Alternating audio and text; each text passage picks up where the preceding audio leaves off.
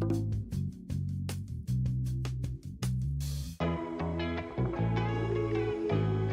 babe. Oh, yeah. It's alright, alright, alright.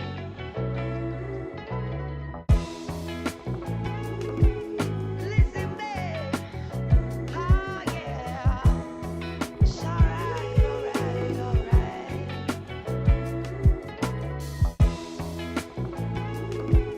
Listen, babe. Oh, yeah. It's alright, alright, alright.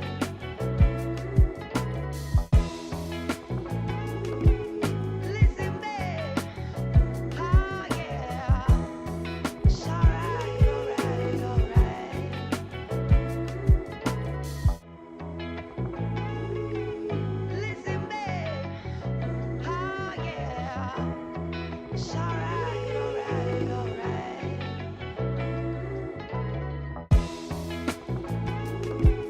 Listen, babe.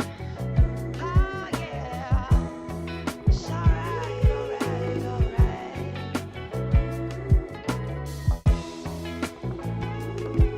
Listen, babe. Oh, yeah. It's alright, alright, alright. Listen, babe.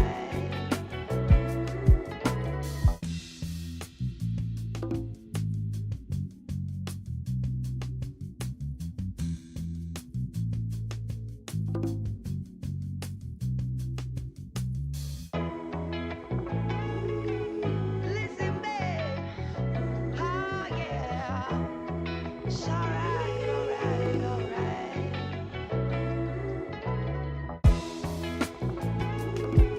Listen, babe.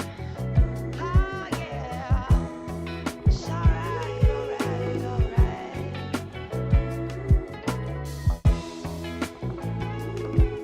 Listen, babe. Oh, yeah. It's alright, alright, alright.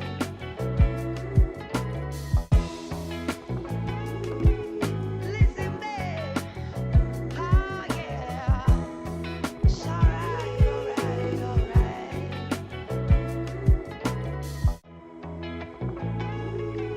Listen, babe.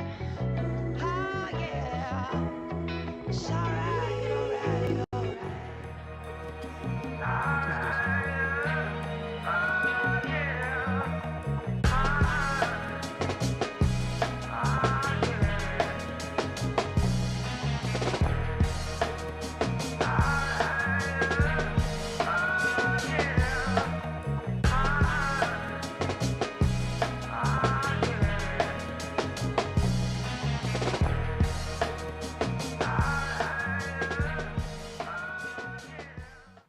Right now?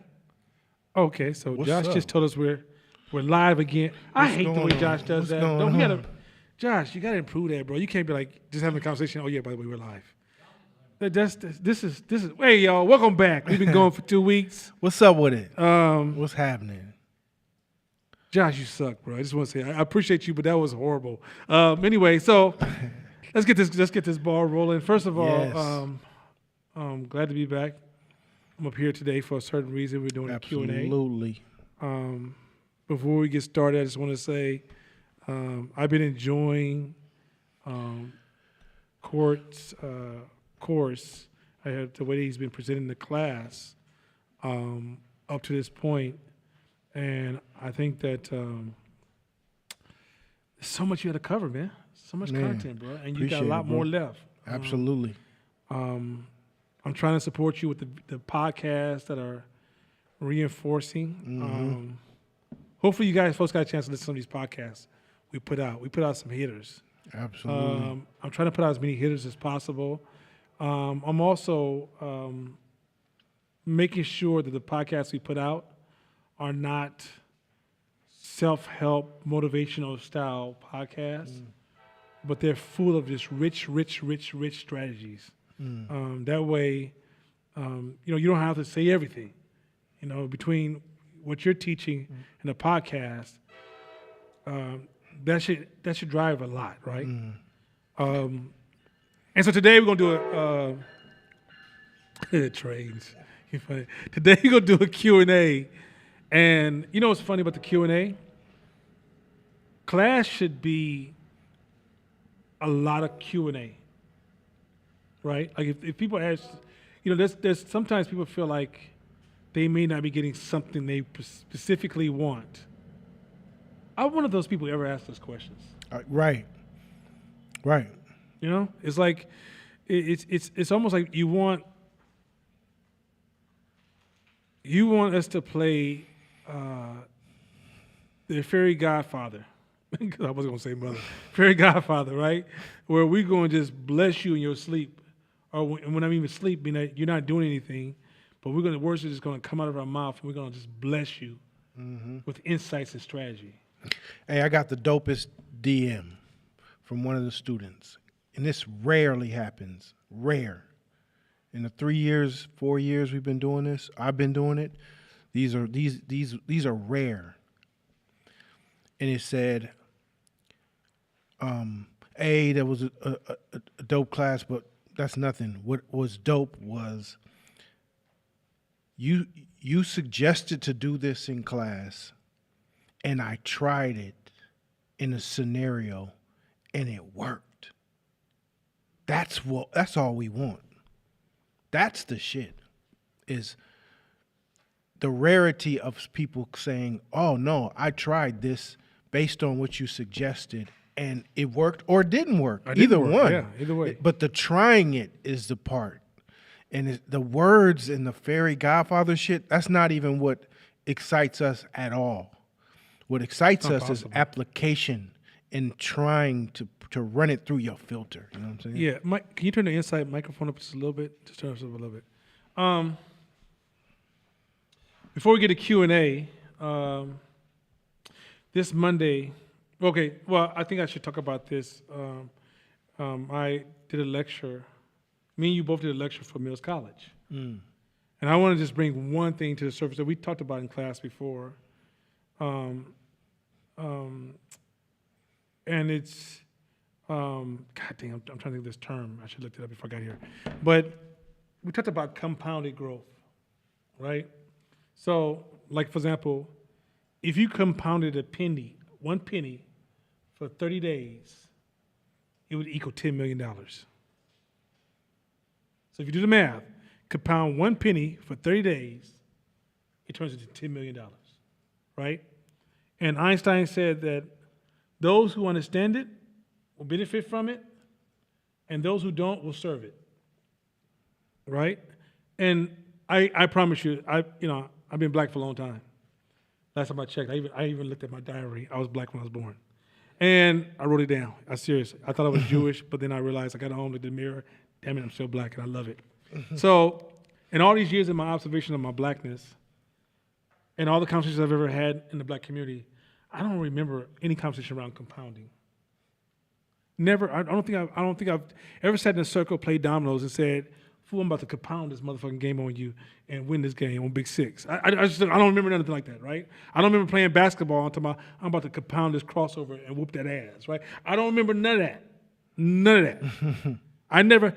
So I learned about compounding when I got into business, and I learned about compound interest, and I originally was the victim of it. So when I was 18, I came out of high school. I got that credit as fast as I could. Broke kid, somebody told me I was gonna get $4,000 credit. Oh, I signed up for all that paper and lost all my credit, right? Because that compound interest caught me slipping, right? Because it added up so fast. I thought they was messing up in counting, or somebody was trying to play tricks on me, or somebody was stole my credit cards, buying other shit, because it was just growing so fast. And what I discovered was, as I learned more about compounding, I realized how powerful it is. But also I realized how much we don't integrate it into our everyday life, even though we're seeking it all the time. So in the course, we said that growth is not about getting everything right. Growth is about compounding. So what I mean by that is that a lot of us take these courses, take this class, and we try to remember the information, to regurgitate the information, because I got the information, and then we try to, did I get it right, Donna? Right?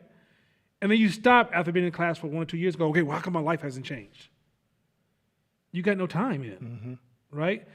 There's this phrase that says, don't mistake accelerated learning for mastery.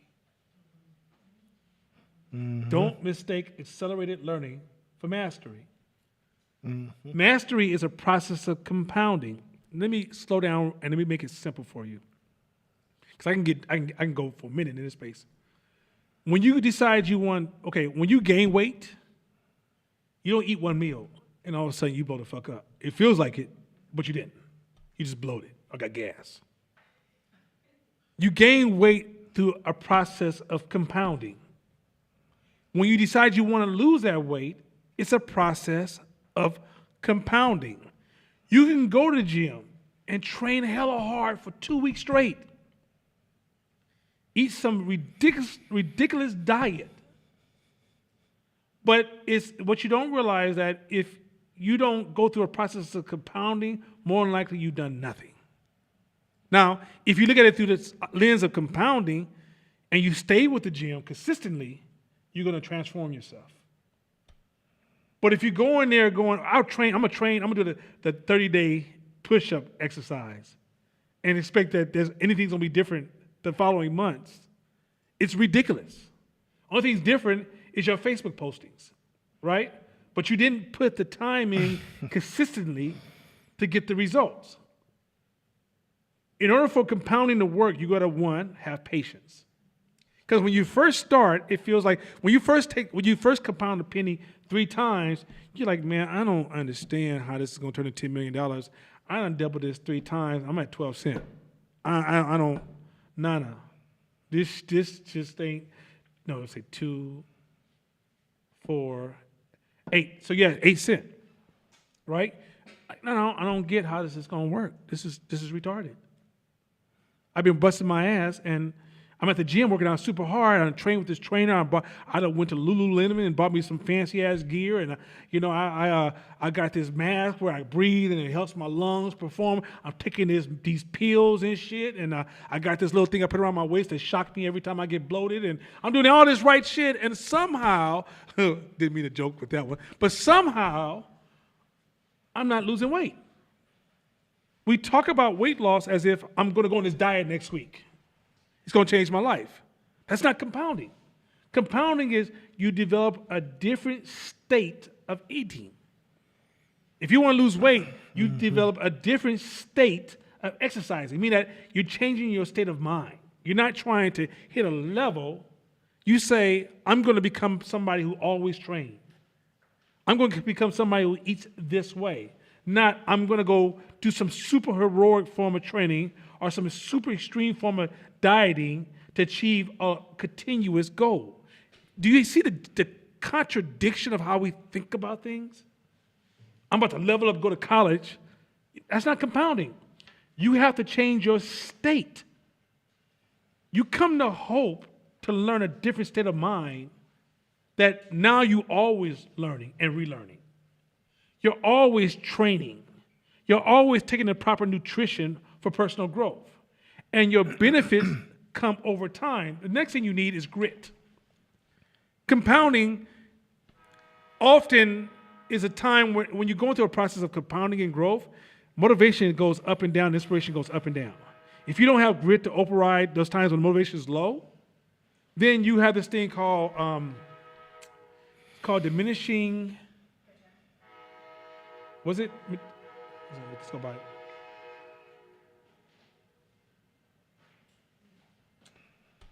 I forgot. It's a term where you create inconsistencies in your investment. So for compounding to work, you cannot be inconsistent. You have to be constant. Without constants, disrupting the constants diminishes the effect of compounding. Let me say this again. By disrupting the constants, you diminish the effects of compounding. If you go to the gym this week and train hella hard, and next 2 weeks you don't go, and then you go back to the following week behind that, your change of your body will be diminished because you're inconsistent. If you eat well today, and then you eat cookies tomorrow, and then you eat well again the next day, and then you eat chocolate tomorrow, and then you eat well the next day, and then you're at the sugar candy store again, then the impact has been diminished because of inconsistencies. So you need grit to maintain constants. Last, you need faith. Because when you first start the process of compounding, it's low evidence. It's a blind act that has it doesn't have confirming evidence. So when you first decide I'm going to compound my growth, it's not like, okay, all this evidence around me I'm seeing the impacts and effects of it, right? Yeah, you might meet a 20-year-old who said I worked out for 2 weeks straight and I'm starting to see some impact on my body. But after 30, 2 weeks of straight of working out, it's just oxygen in your body. Just a little extra oxygen. Maybe some capillary veins are growing into your muscles and make you feel a bit stronger. But ultimately, ain't shit really changed.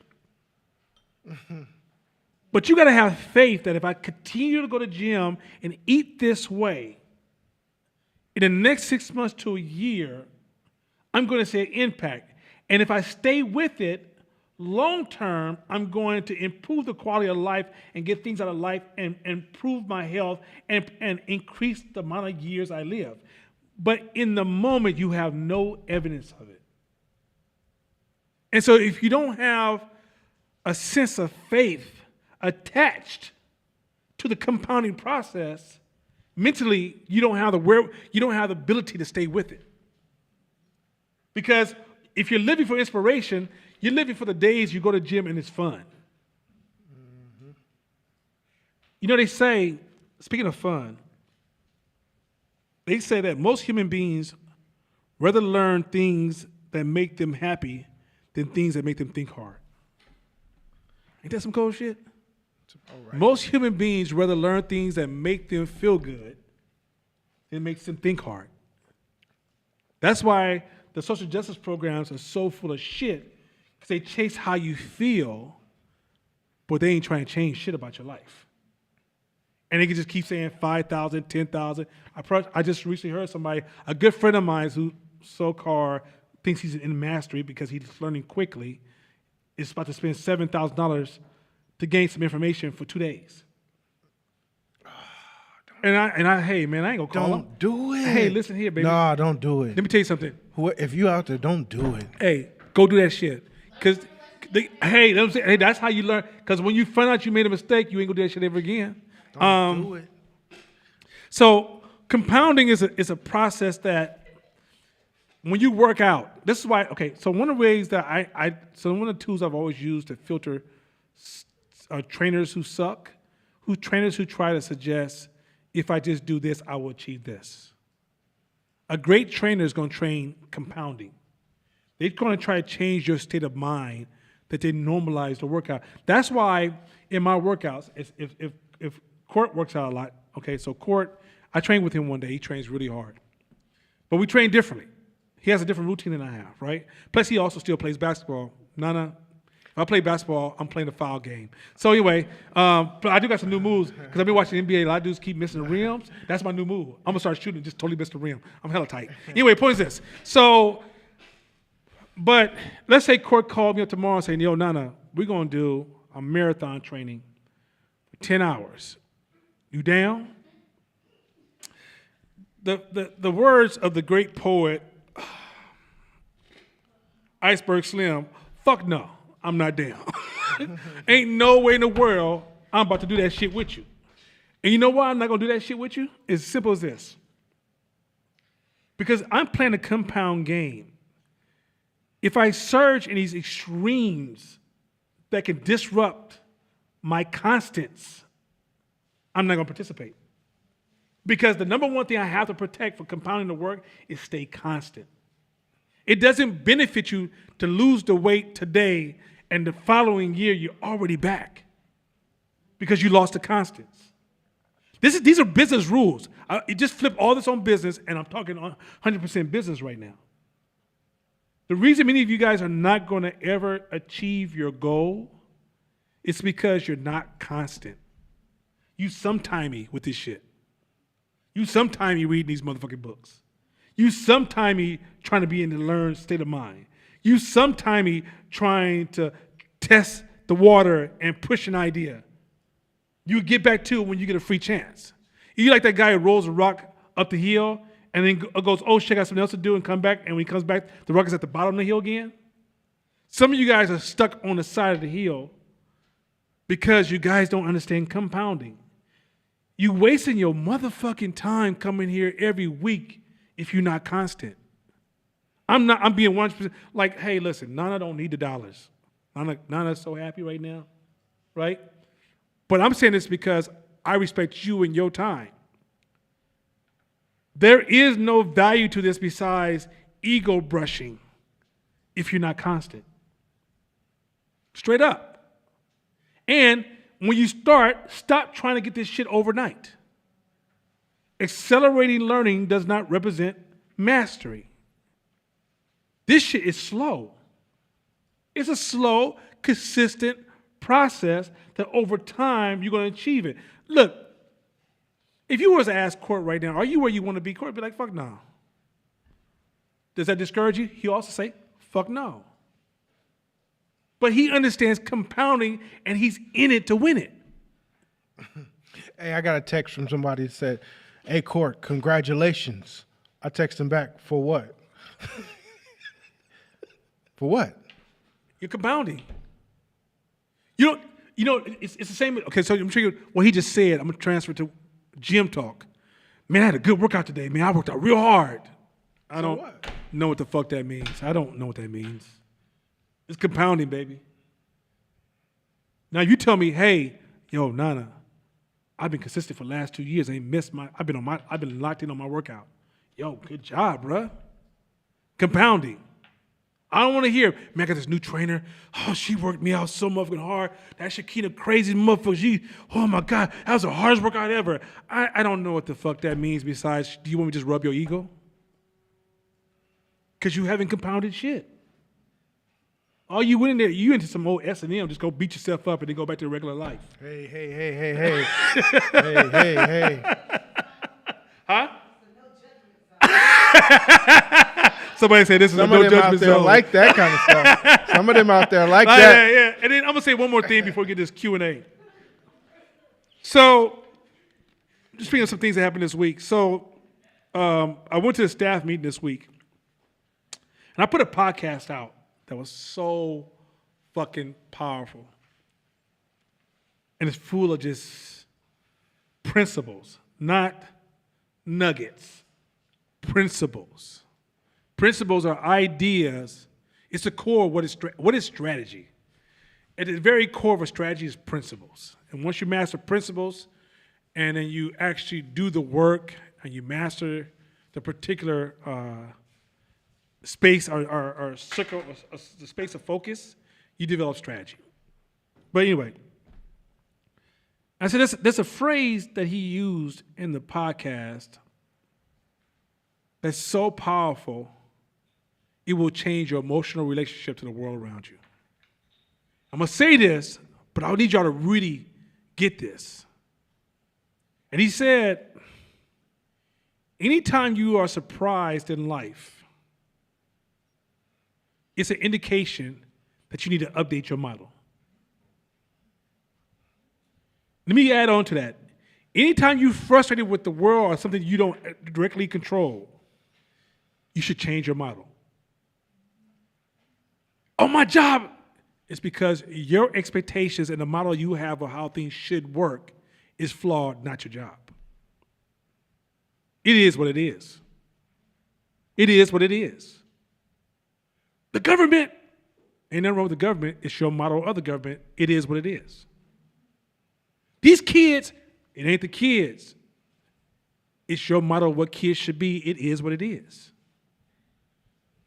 My life ain't where it's supposed to be. I'm just really upset. It is what it is. I'm not suggesting passive life engagement. That's not Nana. I'm not passive at all. What I'm suggesting is that most of our frustrations come from our expectations of the world.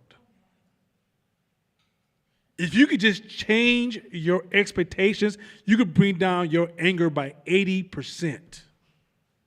If you could change your models of the world will all of a sudden go from being somewhat ugly, frustrating, to being beautiful, and it is what it is. So many of us have this should, which is a cognitive distortion of the way the world should be. Most of our frustration is because we have flawed models of the world and things around us. They said, it's a saying that says, if you don't frequently change your beliefs, you're going to be wrong a lot. If you don't frequently change your beliefs, you will be wrong a lot. Meaning that all of us are full of false assumptions of what is right and what the way the world worked because we have a narrow vision or narrow access to the real world. Like, when it comes down to it, we're only seeing a small portion of the way the world works. No human brain is capable of seeing everything. So a lot of times, your frustration with things around you is not because of the way the world is. It's based on your expectations. So next time you are with your friends and they sit around in that useless conversation of complaining, the useless conversation of gossiping, break away and say, well, if I'm frustrated, what's wrong with my model? What's wrong with my model? Not their model. It's so funny because what we do as human beings, instead of us adjusting our model, we double down and create more self-friction and self-destruction. We don't say, so instead of us changing our beliefs, we want reality to change to our beliefs with our egotistical asses. We think we're the center of the universe. The world waits for us. The sun doesn't rise till our eyes open. And when my eyes close, the sun obviously has went to sleep. And so if I feel this should be this way, that's what's wrong with the world. But when you learn to adjust, and why am I telling you this? Am I trying to beat you down, to soften you up, to make you tender? No, it's not. It sounds weird. I'm trying to teach you business strategy. When you're running a business, you're going to find out you're wrong so often, but if you're not used to adjusting and you don't see the cue on when you are supposed to pivot, you're going to spend a lot of money and time running into brick walls. And this benefit not only will improve your speed of learning and relearning, but it's also going to improve your personal mental health. Most of us, my father should have. Change your model. My mother, change your model. And now for your brain, go into some little bit of neuroscience. Because we personalize all of our beliefs, when I tell you to change your model, it's the same as me telling you, stop loving that person. You put the same kind of energy around it. You can learn, to not to love like that. And you can learn to change your beliefs like that. It ain't something that just naturally, most people don't naturally do this.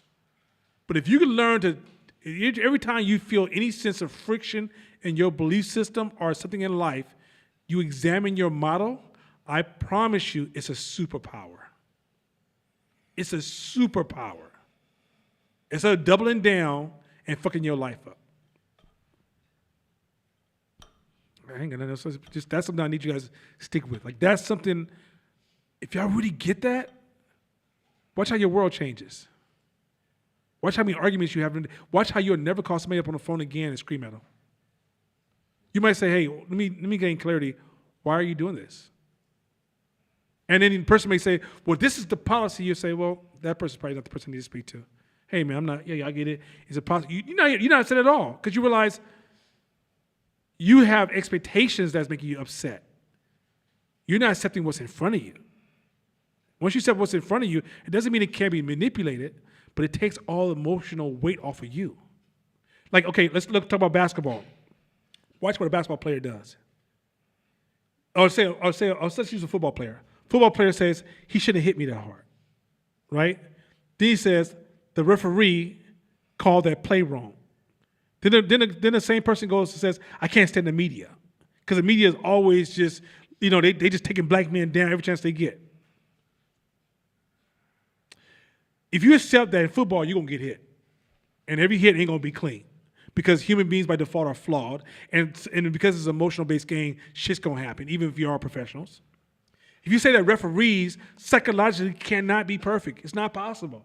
And that's just part of the game. Just know in the game, expect a certain amount of calls. Hope to God you don't get that bad call when you need it the most, but it's going to happen. And third, football wouldn't even fucking matter without the media. Ain't nobody watching that shit without TV.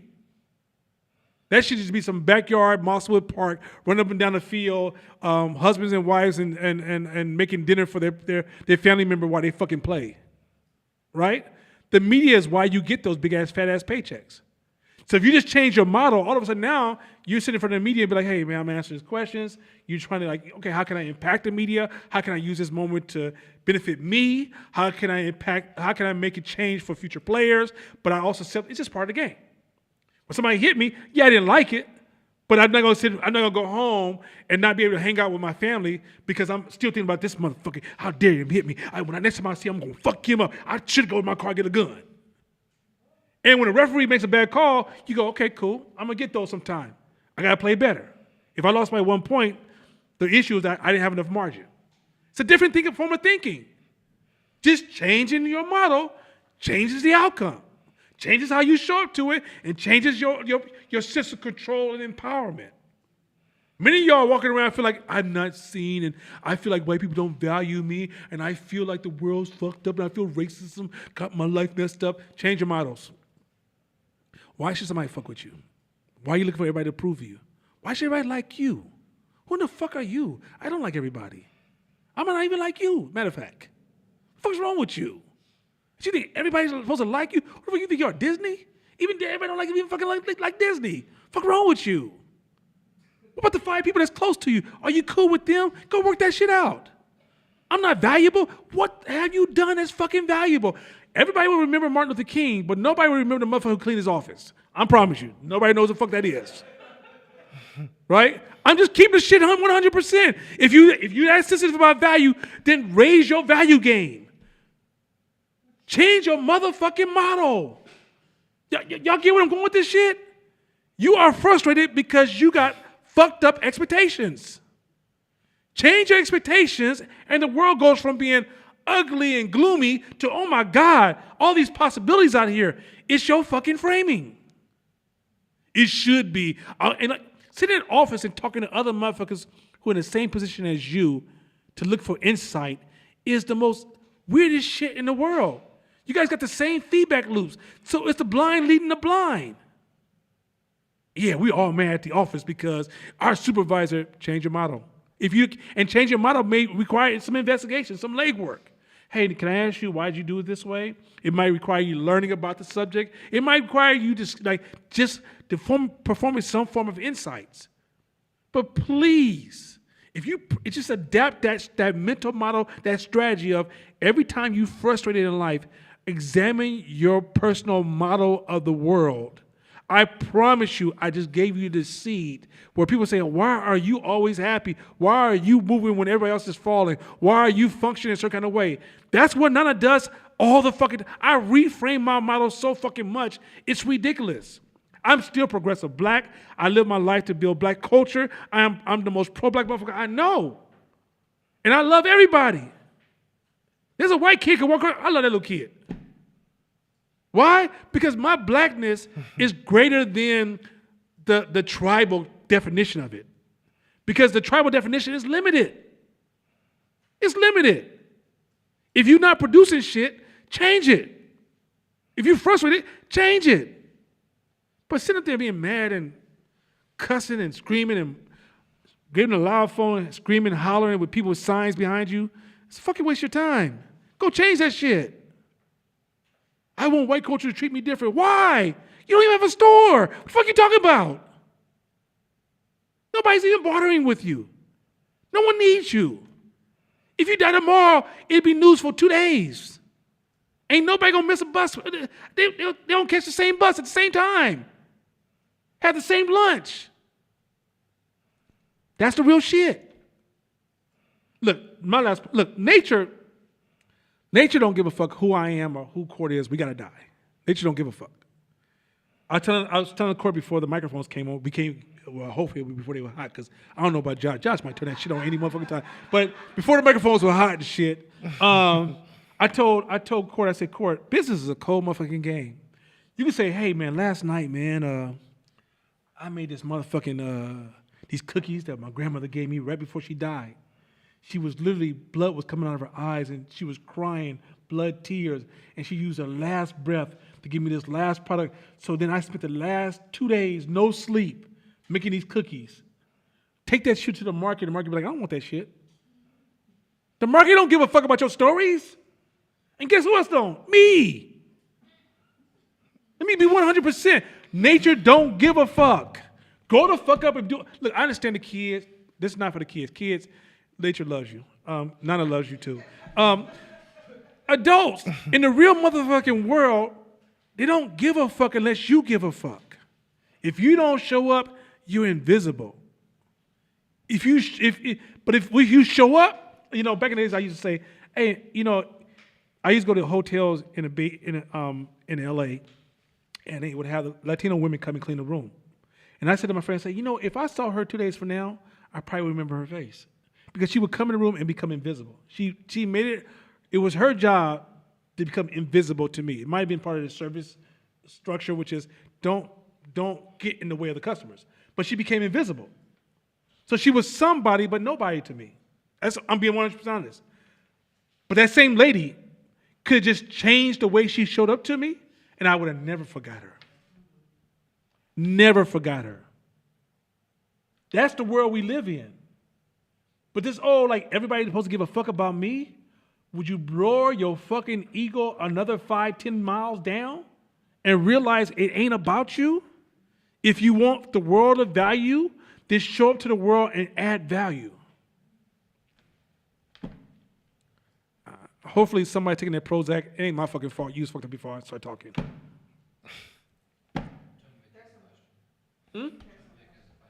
Oh, Tom Vic. Yeah, Tom Vic, throw the question at me. Oh, go ahead, Shabish. So Shabish, let's start throwing these questions up here, and then I'm sure Court's been doing push-ups. He was looking like baby boy before this shit started. He put a sweatshirt on, so he's ready to throw some shit at y'all. So as soon as these questions come up here, The reason why I can't pull this sweatshirt down, I'm gonna match, motherfucker. I thought you were doing hella push-ups and pull-ups, you know, because I thought he was about to bring some heat to y'all, but you know I don't want to be matching too hard. You feel me? So I have to we keep it. matching again? That's why I'm keeping this up like How this. the fuck, I have no idea. Stop it. Shut up. How the hell that happened? I'd never wear this shirt either. I never wore this shirt either. See, that's how. Well, hey, I love this brother. So, hey, a few cats I'm good with. I love this cat, so I accept it from him.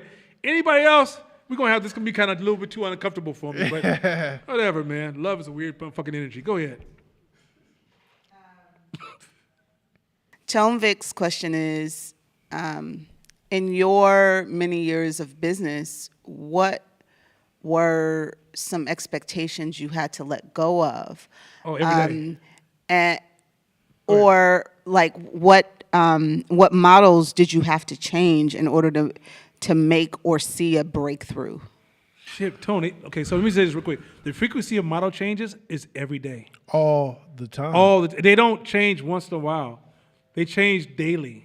I mean, so remember how Tone Vic says, Nana, we missed the old Nana? Because a lot of those models changed, right? This class is full of models. The books that A Cold Extraordinary Mind got dumped because so many models have changed that the book just doesn't fit. I'm always updating myself so fast that there's a rule that Bashama said it best. If you don't see yourself as being ignorant the previous year, you didn't change enough the previous year. Also, too, one of the biggest preventative measures against upgrades and changes is the corporate world. The corporate world insulates you from having to really change because your lifestyle is always constant. 10%, 3%, 5% raises every year. With inflation, your lifestyle is constant. Entrepreneurs, you have to have a heightened sense of awareness because at any moment shit can fall. Stuff can drop out. The market can change. Things can happen. New presidents can shape shift. So you always have to be monitoring, willing to include and dump old models because it'll cost you your business. So part-time entrepreneurs will have a very hard time doing this because you're so fucking comfortable. You're so comfortable right now. Your mortgage, your rent, everything, your groceries, your refrigerator, you open it, it's full, cabinets is full, you got a constant. But entrepreneurship, you're in the wild. That's why animals feed on other animals. If animals didn't feed on other animals, we'd be overpopulated because animals are so precise in all their movements. They don't have fear. They don't die easily like that. They die their lifespan unless they're eaten. They don't have accidents or they trip and fall because it's all in the wild. And like, I changed my models not only in business, family. I change it. I'm talking about my workouts. Everything gets changed. Everything. I'm always challenging. Matter of fact, I'm always looking for where I'm wrong, and I get excited about being wrong. You know, no great invention has ever happened from somebody going, "Got it, eureka." Most inventions come from this tone. That was strange. That's where most inventions come from. I mean that somebody was wrong and discovered something that was innovative. The reason many of us cannot innovate because we're protecting bad ideas. Yeah. And if you have a hard time taking input, criticism from another person, you'll never upgrade your models. If you're never willing to get challenged on your shit, or when somebody challenges your ideas, you curl up or you dip off, or you're like, oh yeah, I'm good, I'll see you later, or okay, whatever, and you turn off and stop listening, that's how you'll be stuck for 10, 15, 20 years with some old outdated models. And you think you have the latest and greatest, but you're the equivalent of rolling up to us in like a 1985 Dodge fucking Omni, thinking you doing big shit, and we like, bro, you in an old school, and you defending it. I have a question. You gotta let me just have that moment of laughter. 1985, no, go ahead. I have a question. One of the things that I think people can say about the both of you is you are you, right? And you don't necessarily have any allegiance to prior versions of you. You just said, like, I'm willing to change it. I'm not tied to anything. Like, I can move on. And I guess when you were saying that, the question that came up for me is, what would you say, I think it's all important, but would you say that the part of you that is willing to change because you don't feel like it's going to take anything from you, is that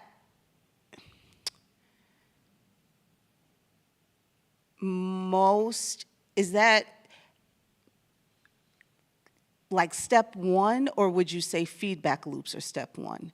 Because you talked about getting insights or having conversations with people who are on your level is a waste of time because you guys are all in the same feedback loop. So I guess the question that came up for me is like, it's all in there, but is one before the other? Are you kind of addressing both at the same time? The part where when people are afraid to change how they think because they identify with it, like if I change my thoughts, then that's not me. Versus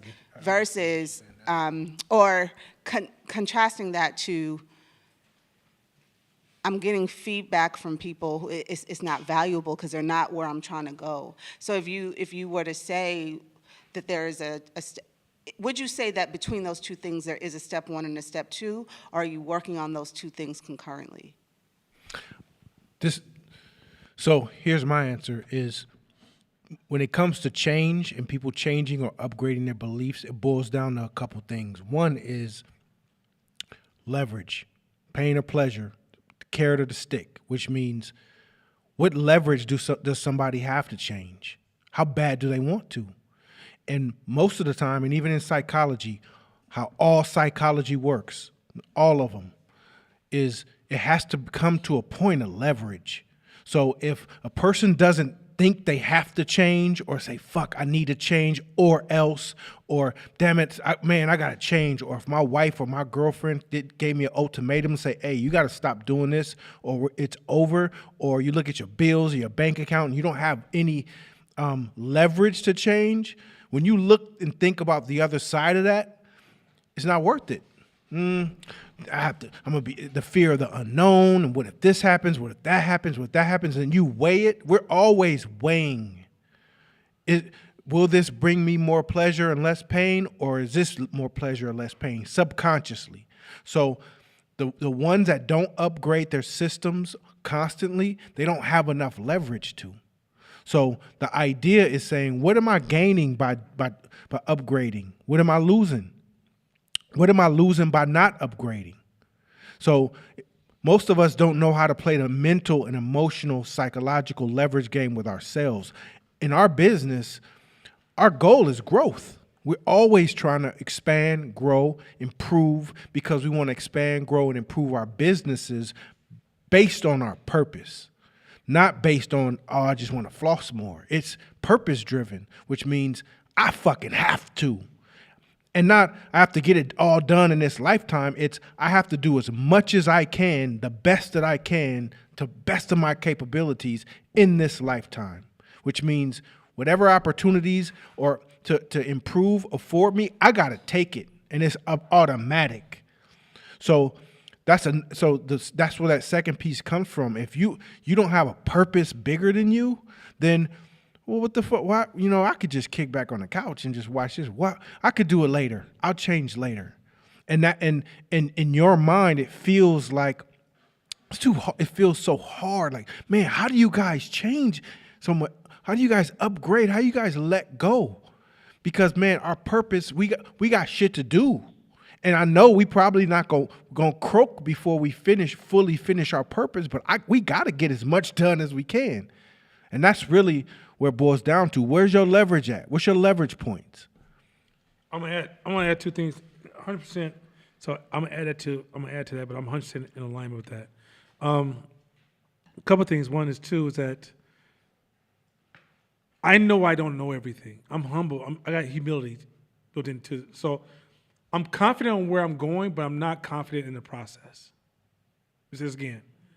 I'm confident about the outcome. I mean, I know I can have impact on my people, but I don't have confidence around how you do it.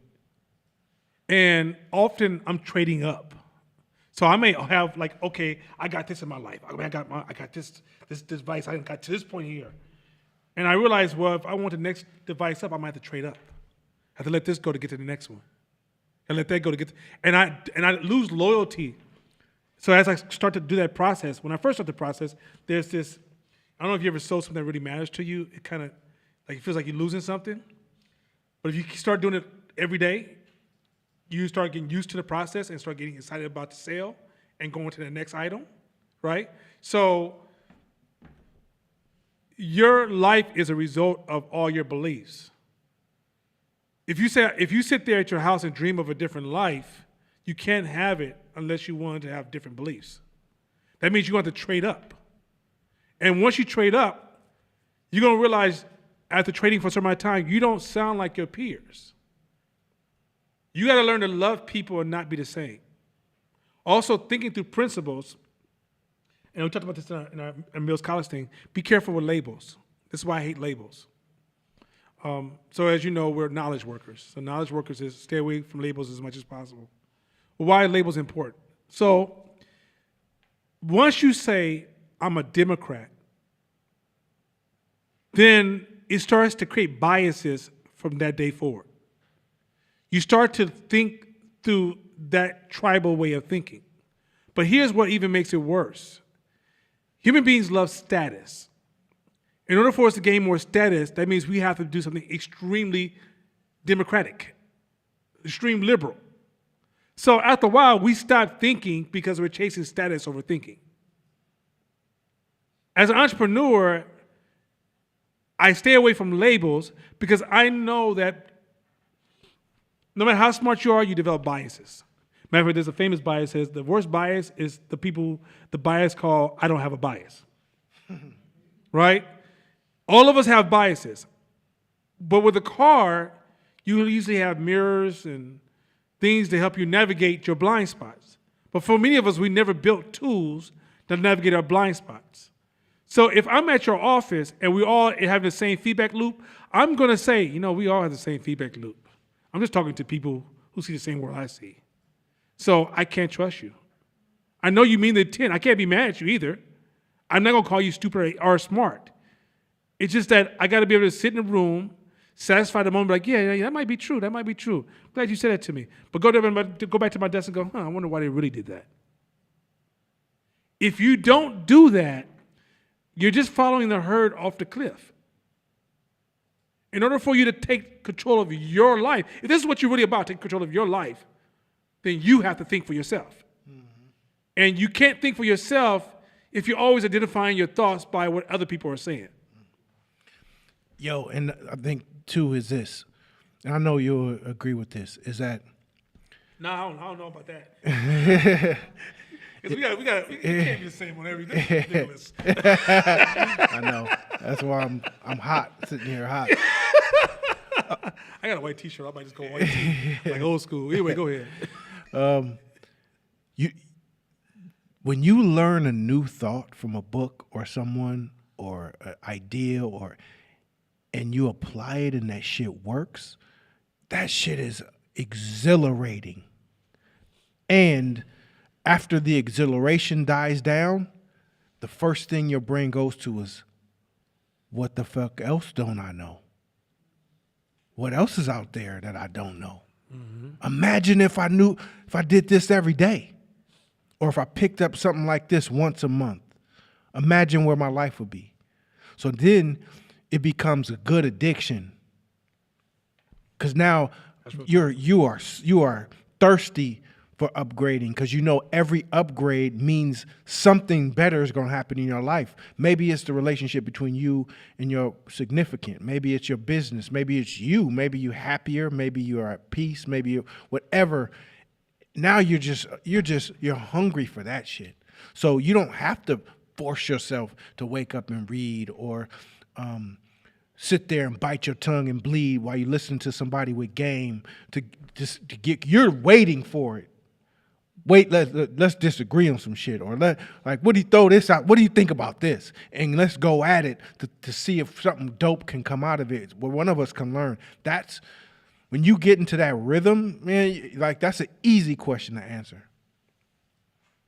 All right, next question on the list, or let's get this question check going. On the list. Huh? Is that question number 1 on the list? Okay. These are all anonymous, so That's good. I don't need to know who they are, and that way they can't be saying I'm picking on them personally. question is, what are some concrete tactical ideas or resources we could access other than Google for those of us that are visual learners that can help us capture our business strategy effectively? Dun, dun, dun, dun, dun, dun, dun. Can you repeat the question? Yeah, that's right.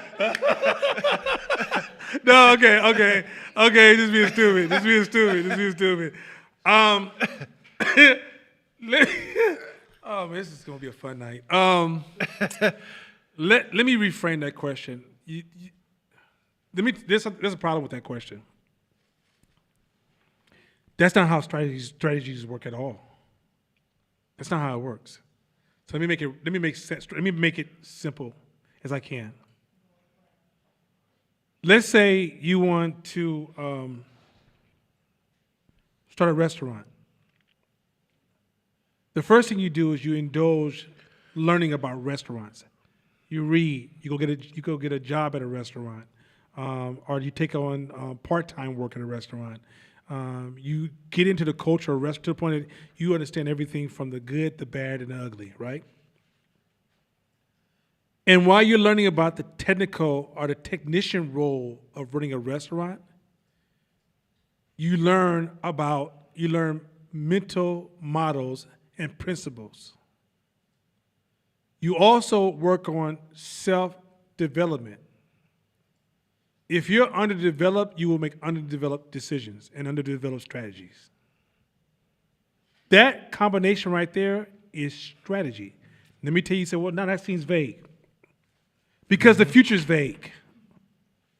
Business is a world of competition, and everybody's doing different things to take the number one spot. If I gave you a perfect strategy, that's like me telling you, I'm going to give you 5 steps to win the NBA championship. Don't be surprised you don't even make it. Because as you do one strategy, the team will create a counter strategy. And then there's a counter strategy. And then there's relativity. Okay, in business, there's no such thing as getting an A to receive approval from the market. Matter of fact, you can get an F by 90% of the market, but the 10% of the market that fucks with you makes you win. a billionaire. Exactly. You could be an F student to the market, but the 10% of the market that likes you, loves you, and gives you an A, the rest of them. So 349 million Americans can be like, you fucking suck. And 1 million Americans will say, yo, this shit is amazing, and you're a billionaire. Tyler Perry. Come on, man. You ain't never lied because that's hard on me. So the reality is that the way business works, it is not this linear structure. Follow these patterns. So let me tell you where that comes from, and it's not your fault. Whoever asked this question, I'll give you some game. So in class I always say institutionalized. You guys be like, what the fuck? What the fuck is institutionalized, right? So I say, think about prison. You'd be like, okay, I'm not in prison. Well, let's slow down. When you go to school, they give you a certain system for survival. Come to class, learn this, do your homework, get this grade, go to the next. Finish these classes, receive this certificate, call a degree or of whatever sort. That's a very linear process. It curates you for a very linear structure, very straight through forward process. Get a job. When somebody hires you, so this is I was talking to Shakina because she's starting to bring in her first set of employees. And I talked to her about this. I said, the purpose of a company or the leaders of the company is identify the common problems that will come to the company, create common tools, and show them how to apply the tool to the common problem to create this output over and over and over and over and over again. Most jobs are not letting you free think. This is why when you get a job and you're in marketing, you come in the real world, you realize you suck because you spent 5 years following a proprietary base process that removes you from being qualified to work in a world full of multiple variant marketing requests. So now you've been from college to a job, and you come to an entrepreneur course, and you don't realize that question was a dog question. It wasn't a wolf question. Which is, how do I develop tactics and strategy? It's almost like saying, how do I fight before I go to war? And then when the bullets are shooting at you and you watch people die left and right, you realize you didn't use none of that shit. And so if we don't condition you properly, and in this class, we do it in stages. So the first stage is before you can even own the conversation of strategy, you have to develop yourself to become self-aware. If you're not self-aware, you can't, okay, this is where, okay, I'm gonna get deep for 1 second. Most of you guys are used to just gathering information to enhance the way you think. Am I right about that? That's what most of us are doing. Okay. The next level to this game is then you gotta then go from gathering information to enhance the way you think to learning to think about the way you think. Think about the way you think. Because when it comes time to run your strategy, you're full of biases. And if you can't think about the way you think, then you're more likely going to be victim of the things you can't see. That's a whole different level of thought. School don't teach you to think about the way you think. Jobs don't teach you think about the way you think. They teach you how to enhance the way you think. They hire you because obviously you received a degree that says you can think like this, so I need you to come here and think like this based upon our proprietary way of approaching the world. So by default, you're so institutionalized, you think strategy is a recipe. Where you should learn is not anybody's recipe, no value to you, unless you just plan on working for me. What you need to learn is what each ingredient does and how it works when they come together and interact with each other, which is core principles, core ideas. So when I just said about, when you experience something, it's an opportunity to change your mind. I just taught you pivoting strategy. So, to add to it, that same corporate environment, same school environment, that same educational environment also tells you what kind of learner you are. So it gives you some tests, whatever the test is, and then it labels you as this particular type of learner. Careful labels. You're a kinesthetic learner, you're a visual learner, you're an auditory learner, you're this kind of learner. And what do? We adopt that, we believe it, and we move with it. And then we try to build around it. So in the corporate world, they allow you to use those labels for you to be comfortable in your work environment. Hey, I'm an auditory learner. Okay, well then we'll adjust around that. Or I'm a visual learner. Okay, well then cool, we'll adjust around that. In the wild, man, it don't give a fuck about what kind of learner you are. Before science stepped this game up, people would look at the majesty of how dolphins moved in the water. You could have never known that they had horrible, horrible eyesight, and they used sonar to get around. They adapted based on what they didn't have to build a new muscle to get to where they want to go. Same with bats. Prior to science figuring it out, no one knew that bats couldn't see. They use sonar. I can bounce sound around to create an auditory picture for me to still maneuver and look like I can see. It's the same with entrepreneurship. You figure that motherfucking shit out. Period. I don't care. You can't go to no office or nobody and say, well, I'm just not that kind of a learner. It's, did you get it done? Did you not? So the idea is, this is what I'm going to do. The question or the thinking and the strategy is, what's the best way for me to do it and get it done? And then fuck the rest. What kind of learner you are, this, that, the other. How can I get this? Because whatever I'm lacking at, I got to fill in that resource anyway. Or find a new strategy that can offset that weakness to still get it done. So let me add some solutions. Question is incorrect. So let me help this person. I don't want this person at home thinking, oh shit, Prozac.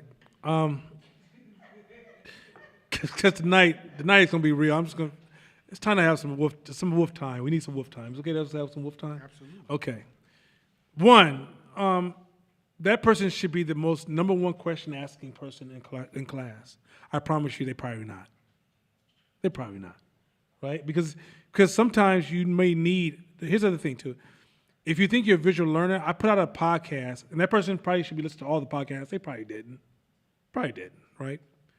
When they read the books, they should be looking at, or they listen to podcasts, they should be going to see what books those people wrote, or other names that they reference, and reading those, looking at those people's material. They should be going on YouTube and looking at their videos of the people who spoke in these podcasts. 3, when they hear a term that doesn't make sense, lob the question back at us or do some research. I can almost promise you that person is not chasing us down. So we had a student in this class. She's still with the class, and she's doing financially exceptionally well. I'm actually very, very proud of her. But I want to tell a story, and I don't want to. I'm gonna take a dog moment out. And she said, "This is the first year of hope." She said, "Donna, I don't know what the fuck you're talking about at all." She said, and I just looked at her, and I went to laugh like, okay. And I didn't think nothing of it. I'm thinking she's about to walk away from me, like I'm out of here. Too much. This is too complex for me. She says, "But I tell you what, I'm gonna stay here until I get it." That's and right what I'm now, talking about. she's performing really, really, really well in business. And when I first met her, she was just a novice artist. The thing is that strategy, second thing too is I think some of the requests are premature in this class. There's no patience. It's a compounding process. People are taking this, you engineering their beliefs, helping them with their ego, dealing with their emotions. When we gonna get to the strategy shit? That's the beginning. And bro, we've been teaching you strategy. We've been teaching you strategy. You don't realize that the first part of this class, there's strategy in every fucking class. Hella strategy. Hella strategy. Now, if the institutionalized, because a lot of us are institutionalized, some of us need to be slapped in the head with the word strategy. But it's a wax on, wax off. This is a wax on, wax off class. So at the end of the year or whenever you get it, you realize, damn, you taught me, I was just thought I was painting fences, not realizing that I was learning how to block shots. So don't think when is the fucking strategy coming. You're getting strategy every class. Yeah. But you know, let me take it another step into what I've learned from doing this over years is some people are trying to learn from theory before they act. And you got to go out and test this shit to see value in this shit. Not trying to learn from theory is learning from a space of fear because you're uncomfortable with the uncertainty of being an entrepreneur. So you want to reduce uncertainty to zero before you jump over that fence. No. Right? When you get out there and you start doing the work, these classes come alive to you. Like Pastor Chris called me the other day, and Pastor Chris is running a large church in Pittsburgh, and he has over almost 2,000 members, including online. And I think he started his church maybe 5 or 6 years ago. It's not that long. So this cat is blowing up. He said, Nana, people will never know how powerful these classes are if they're not doing the work. It's not possible. It's not possible. You can't. These theories too many of these theories are going to miss you. It's you have entrepreneurs teaching you guys, not people who are entertaining you with shoulds or should not preaching at you. We're not following the carrot and sticks based on how we're going to show up to you. We're actually teaching from a space of proven wisdom that we use and our clients use and our peers use, we're not politicians looking for the most popular things we can run at you, or we're just on some old, this is the Nana Court philosophy. Class has changed so much as we find out we're wrong based upon our personal growth in our business. So we're passing these ideas, but we know it's very difficult in that transition. What we're hoping to be is the voice of faith, to say, hey, trust me. When you go through that tunnel, it's going to seem like you lost. Listen to our voice and come on through this. Mm-hmm. Hey, have you ever gone through a bad breakup? Not that many. You know, I had to leave them all. Okay, well, Okay, then go some ahead, of brother, us go ain't got that P. Some of us ain't got that P on the end of it. But if you've ever gone through a bad breakup and you listening to the radio or whatever, and a particular song comes on, and it's like that song's talking to you, and you crying, and you emotional, and maybe you singing a song with snot coming out your mouth and tears and all this shit because it touches your soul, right? And then maybe years pass and you're in a good relationship, and you hear that same song, and it does nothing. It's just a song. That's what this class is. If you're not involved, if you're not entrepreneuring, full-time, part-time, leadership roles where you integrated and you getting after it, these sound like dope songs, good songs. But the entrepreneurs, they're coming up with snot running down their nose, crying and like, oh shit, man, you gave me that one thing. Fern sometimes texts me like, damn, motherfucker, like shit, that class.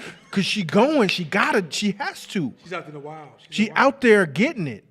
So that's where there's a huge distinction, because some of us ain't involved in no bad breakup. So the song is like, oh man, that got a nice beat to it. Oh, that slap. It's almost like when white people used to come to hip hop NWA concerts and they rapping about shit that's happening in our neighborhood yesterday. So them verses hit totally different and they're just dancing to the beat.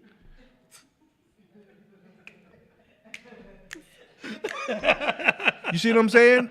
So then our Sorry, kids Josh. and sons and daughters is just going out like magnifying and behaving more like that shit, and nothing. These kids ain't doing shit. Well, why? Well, white kids listen to hardcore hip hop. Why ain't they doing that shit? Why ain't they shooting up their neighborhoods? Because we are in the middle of it.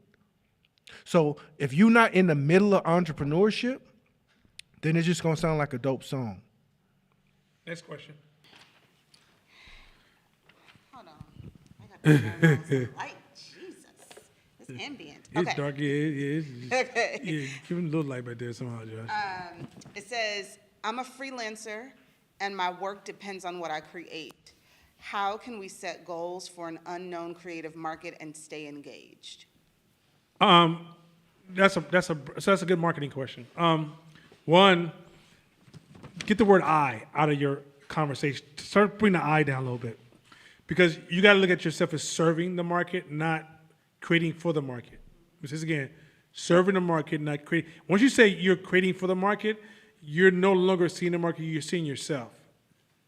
And then you're trying to go, well, I like it. I don't understand why everybody else don't like it. My friends and family like it, so I don't understand why nobody else would like it, right? Not realizing that you focus on 3 people your whole life, you and your couple of friends, and they're not the market that you're trying to serve. So that's number one. Number 2, study other people's work. Number 3, your adversaries will make you better. Your competition will make you better. Build a relationship with your competition. Learn to love your competition. Right? 4, start humbling your artist, which that's a label again, which is what got you have an ego and you have some blinds. It created a bias already. Your artist, say to yourself right now, get a little bit of imposter syndrome. So you can go and put the work in and feel like I gotta become better. Some of you guys think you arrived and you suck just because you think you arrived. It's called a Dunning-Kruger effect. Dunning-Kruger effect says this, that you will just learn a little bit and think you know a lot to the point that you will think you're an expert when you're actually the worst in the game. And it's also proven that those who have the most confidence usually suck. That's a proven fact. And so the reality is that confidence, you can earn confidence by learning something, but many of us get confidence before we even learn. So back up off, if you're not making a lot of money and nobody's checking for you, you're not good enough. Just say that. It doesn't mean that you're not good enough as a person. Look, you wasn't born perfect. So all you perfect believing motherfuckers from the perfect believing motherfucking tribe, stop it.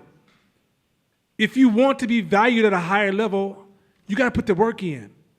You ain't Michael Jordan because you got a basketball in your hand, but you ain't never shot it.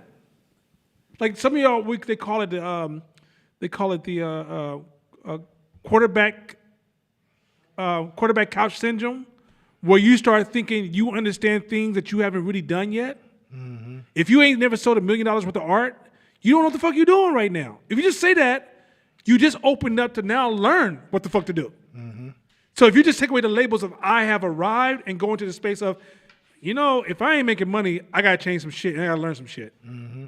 If you just say that alone, that's gonna pique your interest to learn. Number 2, you're gonna realize that the biggest thing standing in most artists' way is themselves. That's why motherfuckers be dying starving, because they die believing in themselves. Learn to believe in the people and the things around you and show up to serve those things, and watch how your life changes drastically. You using the power of reciprocity. If I'm giving gifts to the world by the way I show up, I'm creating value for myself in the world, which means I have a value offer. A value offer is where your price is based upon. Also, too, is I think there might be some missing valuable information in your current client list. I would stray away from unknown markets first until you really scrub through your current and past customers. That's solid. Hey, how'd you find me? How did I attract you? How'd you like my product or service? How would you rate it? What'd you think about it? Because a lot of your next wave of business is going to come from your current or past customers. If you have a customer base and you have no referrals, that should tell you something. Hey, nobody's referring me to other people. Shit, that means I'm a one and done guy. Fuck, that means I gotta do a lot of work in order to generate revenue for myself. Every wave should be like, customer number one gave me a number because I was looking for X and he said, you're excellent. Then you ain't got to triple no unknown markets. You can build the hell out of the market that you built. And it can start with one customer. Hey, what's up? How'd you feel about it? How'd you like what I did? Be honest with me because I'm trying to build my business for real. Like your honesty is going to help me grow my business. Well, I kind of did, this, but then I kind of didn't like it. So I didn't want to say nothing because you're my boy, or I didn't want to say nothing because you're a black-owned company, but I wasn't fucking with you no more. Shit, thank you for telling me that. Now I know what to build on. Now I can go back to the lab and go work on my shit and try again. Because ain't nothing worse than blowing up a business that's full of holes. Because that's a lot of negative reviews. Is it? No. But I just said, I'm being me today. That's funny as fucking they got it at home. But anyway, dude, that's hella tight. That's serving. So this week, this last 2 months, let me tell you something I've run across 4 times for 4 really good people. They're all really good people, very intelligent people. Some of them are very highly educated people, right? But just very good people. They went out, got their market material done, signed up for their business, some cases LLC, most of them did LLC, or there's a couple of just sole proprietors. Got their website signed up, hired a website person, spending anywhere from $5,000 to $12,000. But guess what they forgot to do? They haven't sold a fucking item yet. Not one. Now, business, really simple, y'all. If y'all want to start a business, go sell some shit. Go sell anything. Go sell service, time, something. If nobody's fucking with your shit, that's your first indicator you don't have a good business. Go sell some shit. Make customers force you to go get your brick and mortar. Make customers force you to have inventory. Make customers force you to have employees. Make customers force you to have insurance and licenses and business names and logos. I even told the person, said, look, when you first start a business, until you've built a relationship with the market, I don't really care what go to 99-cent logo. Go get the cheapest logo you can get. Because you're going to change it in 1 year anyway. Mm-hmm. Once you learn your customer, you realize, this logo sucks. But you only spend $99, so loss aversion doesn't bother you. Right? But some of you guys go to the store, buy the sexiest Adidas outfit, buy the dopest, most expensive Nikes, go get a water bottle that got Gucci on the outside, ain't never made it to the fucking gym. Like that's the reality there, that like business is really simple in the starting stages. Go sell some shit. If you haven't sold nothing, you got nothing. Stop trying to paint it with beautiful art called logos and colors and websites and shit, and you got nothing to sell. You can't even tell me your price and value in your market because you can't even test the market because you ain't sold shit. You in your head. Hey, let's go back to this word, institutionalized, right? It's just the truth. That comes from being institutionalized because you had to have a uniform. Your uniform was your status at school and at work. So if you wanted to hang with these kids, you had to dress like this. If you wanted to be noticed at work, you had to dress like this to be a part of the crew, the class, or to get that raise. That's institutionalized. So when you bring that energy to the entrepreneur world, You think how you show up in your appearance is going to blow you up. It's fucking not. In actuality, you're just spending hella money. What you got to work on is the relationship between you and your customer and the quality and the energy and the value that you bring to that customer, and ensuring that whatever value you give your customer, they feel like what they received is much more than what they gave you in money. That's it. Simple. And don't try to please your customer, align with your customer. You say, well, no, what's the fucking difference? Pleasing your customers. I made this beautiful cake. I think you're gonna love this cake. It's the best cake I've ever. I made this cake. It's an amazing cake. I went to school for this cake. I bought the top. I went to Whole Foods. I only got the top of the line organic ingredients. This cake actually had the flour had to sit in the sun for 2 weeks before I even started the process. That I shipped in from India. It's the best shit you ever had. Dude was like, yo, I want a donut. Right? And you realize, and you won't even hear the feedback because you're so busy trying to please them, you can't hear feedback because you're seeking approval. And feedback's going to hurt because you personalize it by it being all about you. If you take you off the equation, if somebody told you tomorrow, hey, that car across the street should be gray, not red, you'd be like, oh, okay. But if it's your car, you'd be like, well, why? Why can't it be red? Why can't it be gray? Personalization of an idea, when it gets too personalized, too much passion, you are no longer serving the customer because you can't take the feedback that's necessary to meet the customer needs. And the only thing in alignment, the most valuable thing you get from the customer is not the transaction, it's the feedback. Next question. Third question. This is about the food deserts. Okay.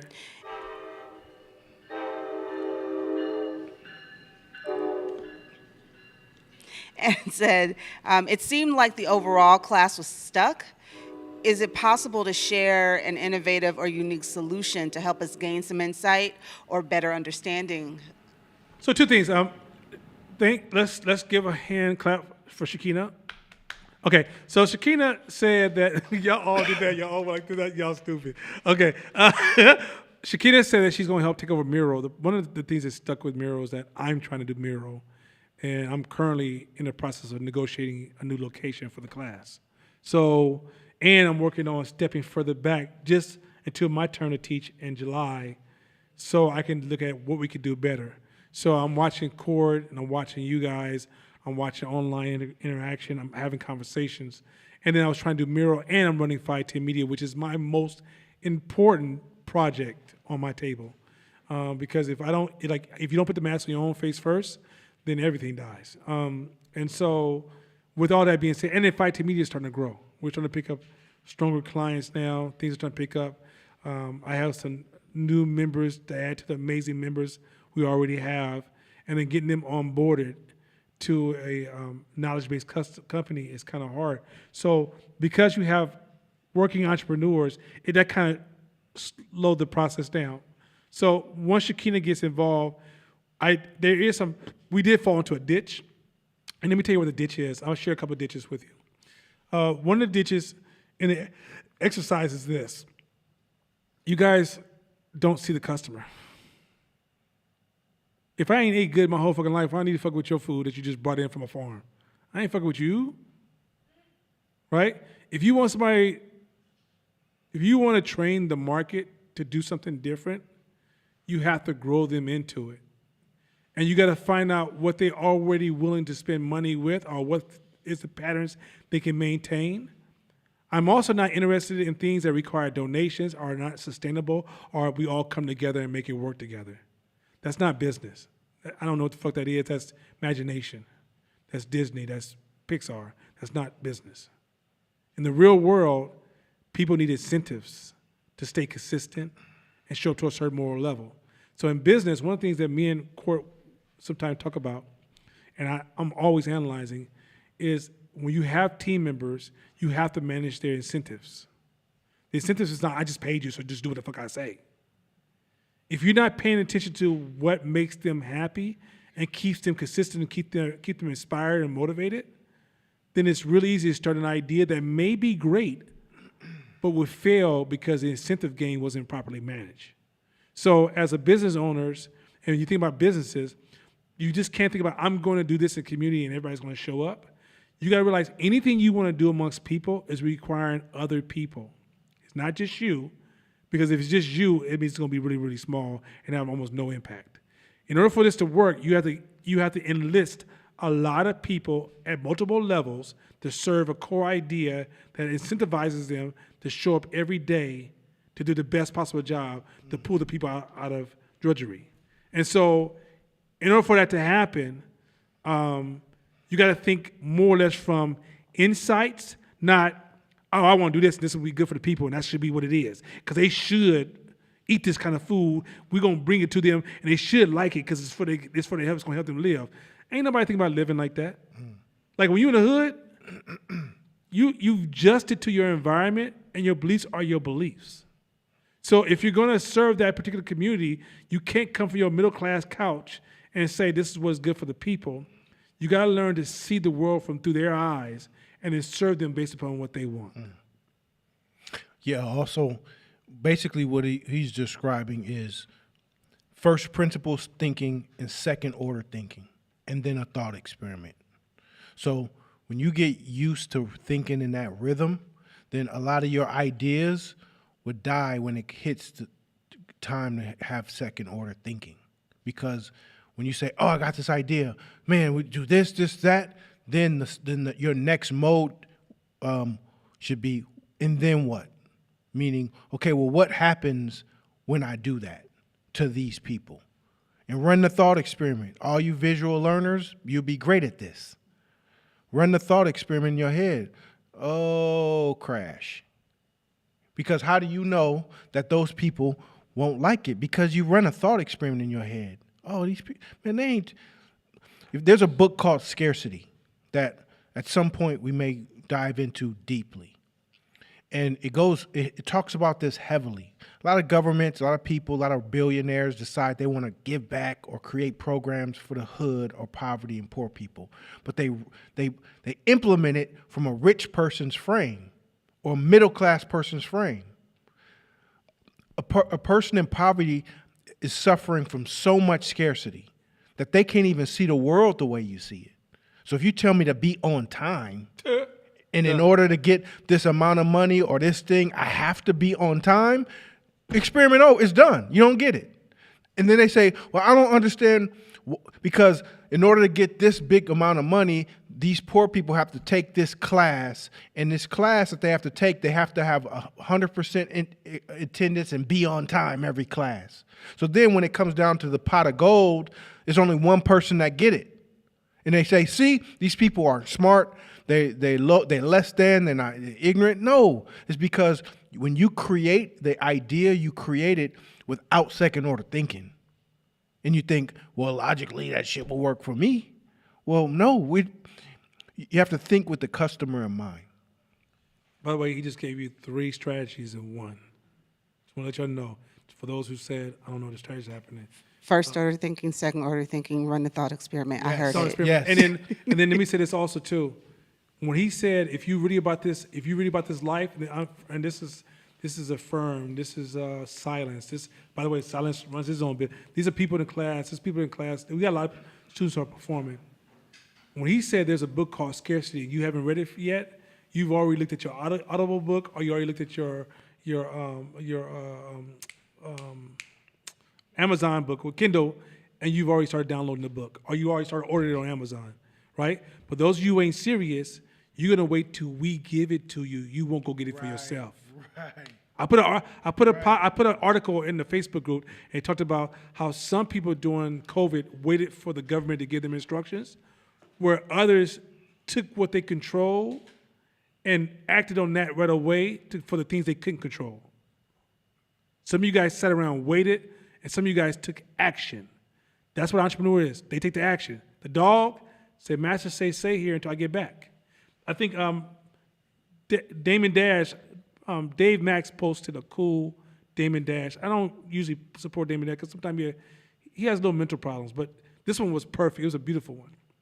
And Damon Dash says, I can't talk boss to a slave. We don't realize that we don't like slavery, but we don't understand freedom. And part of freedom is that when you're in a position to do something, you do what you have control over, which control starts to grow, or what you have control over starts to expand. But you take what you have. When you're running a business, you're going to have a hard dip at one point and feel like you lost all your levers. So all the levers you were pulling when you were up here, they're all gone. You can't sit there and get depressed and be like, I only got 3 levers. I'm going to die, right? No. You don't all of a sudden become Black Lives Matter advocate because you're at the bottom and now the world's unfair. No. You take the 3 levers you have access to and you work the fuck out of those 3 levers. And as you start to work those 3 levers, now you got 4 levers. You work those 4 levers, now you got 5. And before you know it, you climbing the hill and now you're back to 20, 30, 50 levers, right? If you guys are really about that game, when he spoke, he threw out a lever, and I promise you, you guys went, I hope we read that book one day. If you don't go get that goddamn book now. I heard somebody say, no, how come we don't network with people in the class? What? We're in a Facebook group. You get on Facebook, hey, y'all, what's up with y'all? This is my name. I'm all in the videos. You know, I'm here. What's up, right? But you don't. Yeah. You wait for us to be like, yo, this is Puff. He likes to be in the videos. He just wants to say what's up to everybody. But that's not entrepreneurship. Yo, I missed this shit, by the way. There's a book that reminded me of that. It was an example. I don't know if it's a true story or not, but it was a guy who was a free person, but he had gotten into some trouble back in the day, like thousands of years ago. So back then, you commit crimes, they turn you into a slave. So he lost his money and he tried to rob someone the same way he got robbed, and he ended up getting caught and they turned him to a slave. So the whole way he's trying to, plead his case to say, no, I'm really not a real slave. Like my parents are rich back home. No, I'm not a slave. So the woman of the house is like, man, I'm trying to hear you. All right, whatever. And so he was always trying to plead his case that he wasn't a slave. I promise you, if you just let me go home. My parents was rich, and they was like, whatever. So finally, they went on one trip. And so he's at night while they camped out, pleading with her, trying to convince her that he's not a slave. And you know what she said? If you wasn't a slave, you wouldn't be here right now.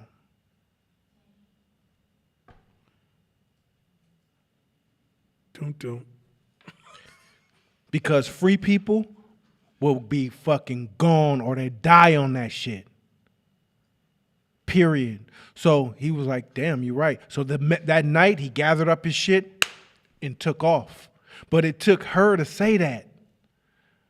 Entrepreneurs, we're claiming that we're free, but behaving like and trying to convince, hey, I'm not a slave. I'm not a slave. Set me free. No, freedom is taken.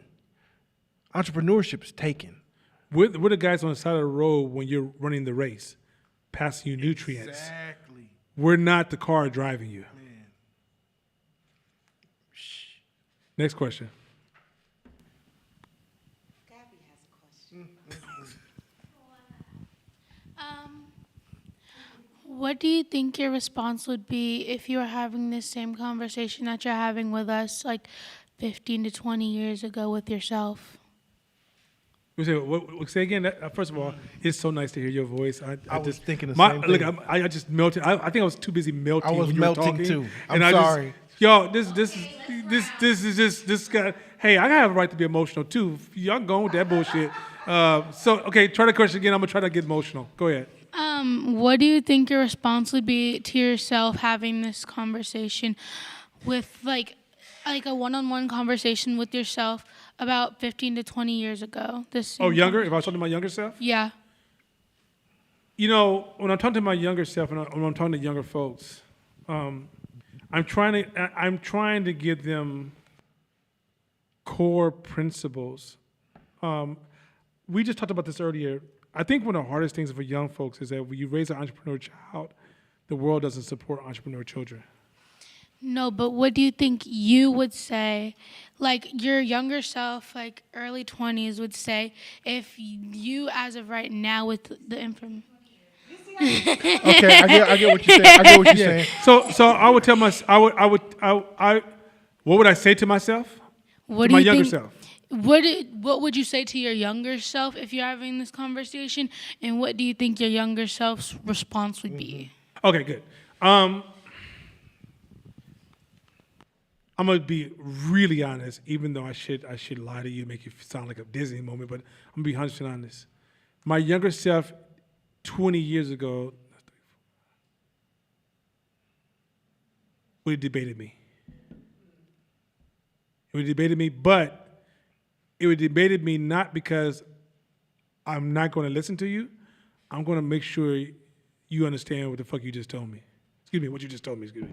Yeah, cuss at the kids. They already kicked me out of elementary school. I'm done. But it's because when I was 34, 20 years ago I was 34.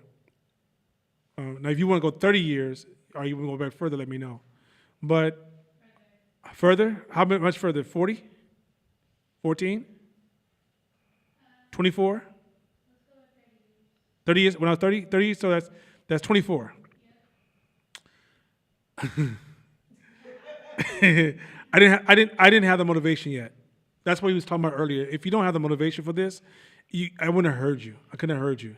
I had one goal at 24, which is the opposite sex. I only like women. I didn't care about nothing besides girls.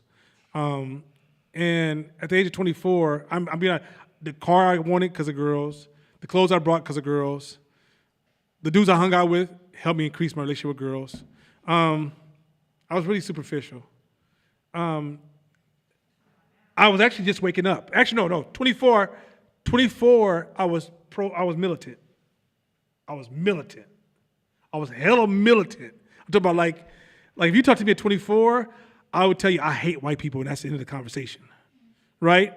No thinking, no processing. And the reason this wouldn't hit me till about my 30s is because in my 30s, I stopped making it about right versus wrong. I was about right versus. So if you would talk to me in my 20s, I was too busy trying to prove I was right. And I didn't want to learn how to think. I just wanted to be right. It's when I hit 30 and I got tired of seeing black people suffer and me not being able to do anything about it, my ears started to open up. But then I developed ways of, when I listened to people, I would say, well, how do you know that? Now, if I had been raised at the age of 9 and 10 in this environment, I could hear me. Because at 9 and 10, I was hungry for knowledge. I was starving. When I was 17, I was starving for knowledge because I knew I was supposed to be 18 one day, and I knew I didn't know nothing. And I knew that my mama might kick me out. I needed to know a little bit more because I can't be in these streets and be on some old, mama, can you make some food for me? And so, up to the age of between, I say, 14 and 18, I was hungry for, like, how does this world work? And what used to frustrate me the most is school would never teach me that. I used to always say, okay, 1 + 1 is 2, that's cool, but how do I solve this problem over here? Or, hey, how do I work with my mother differently? Or, hey, how do I change the way I feel about this, right? I felt like I didn't have a world that could hear my requests. They just kept saying, get your grades together. And I'm like, that's cool, but I don't even like school right now because it doesn't seem culturally relevant to me. So that's where I was at that age. And so what I try to do now is, that's why I teach this class, and when I work with the young people around me, I try to help them understand how to solve the problems of the world, because there's a certain age, up to 25, you're fully moldable. I can bend you and you're still, like, you're fully moldable. After 25, you're kind of rigid. You're going to have to break something to be in. Yeah, 20 years ago, I would have been completely resistant against all of this shit, a lot of this shit. I was in the corporate world. What I was doing was I was trying to recreate a Huxtable life for myself, and it did not include entrepreneurship. I grew up in an entrepreneur household. My dad was one, and I wanted to create a stable life. So I got a good job and tried to recreate that Huxtable shit. And so I was stubborn, hard-headed as hell. Hard-headed as hell. So for me, it took events for me to open me up to listen. Because I may have had a couple of people try to give me game. But prior to that time, adults had failed me. So my childhood was full of adults that failed me. So at a certain point, I cut listening to adults off completely. I got this. Y'all don't know shit. I'll figure it out. And then I looked at my life at the time, was like, I really don't want to hear what you're talking about because I'm making more money than all y'all made back in the day. So shut the fuck up. I got this. So my ego was out there. So I wouldn't have been able to really open myself up. Now I was a hustler, and I thought being a hustler was all you needed. If anything went bad at any moment, I'm such a hustler, I can make shit happen by hustling. And so this kind of ideas, these thoughts didn't start opening up for me until I was 30, 31. That's when I started being open to new ideas because that Huxtable shit had ran its course, and I realized it was full of shit, and that there has to be a better life outside of this because it was a depressing lifestyle. So then, guess what? Opened me up to more listening and learning.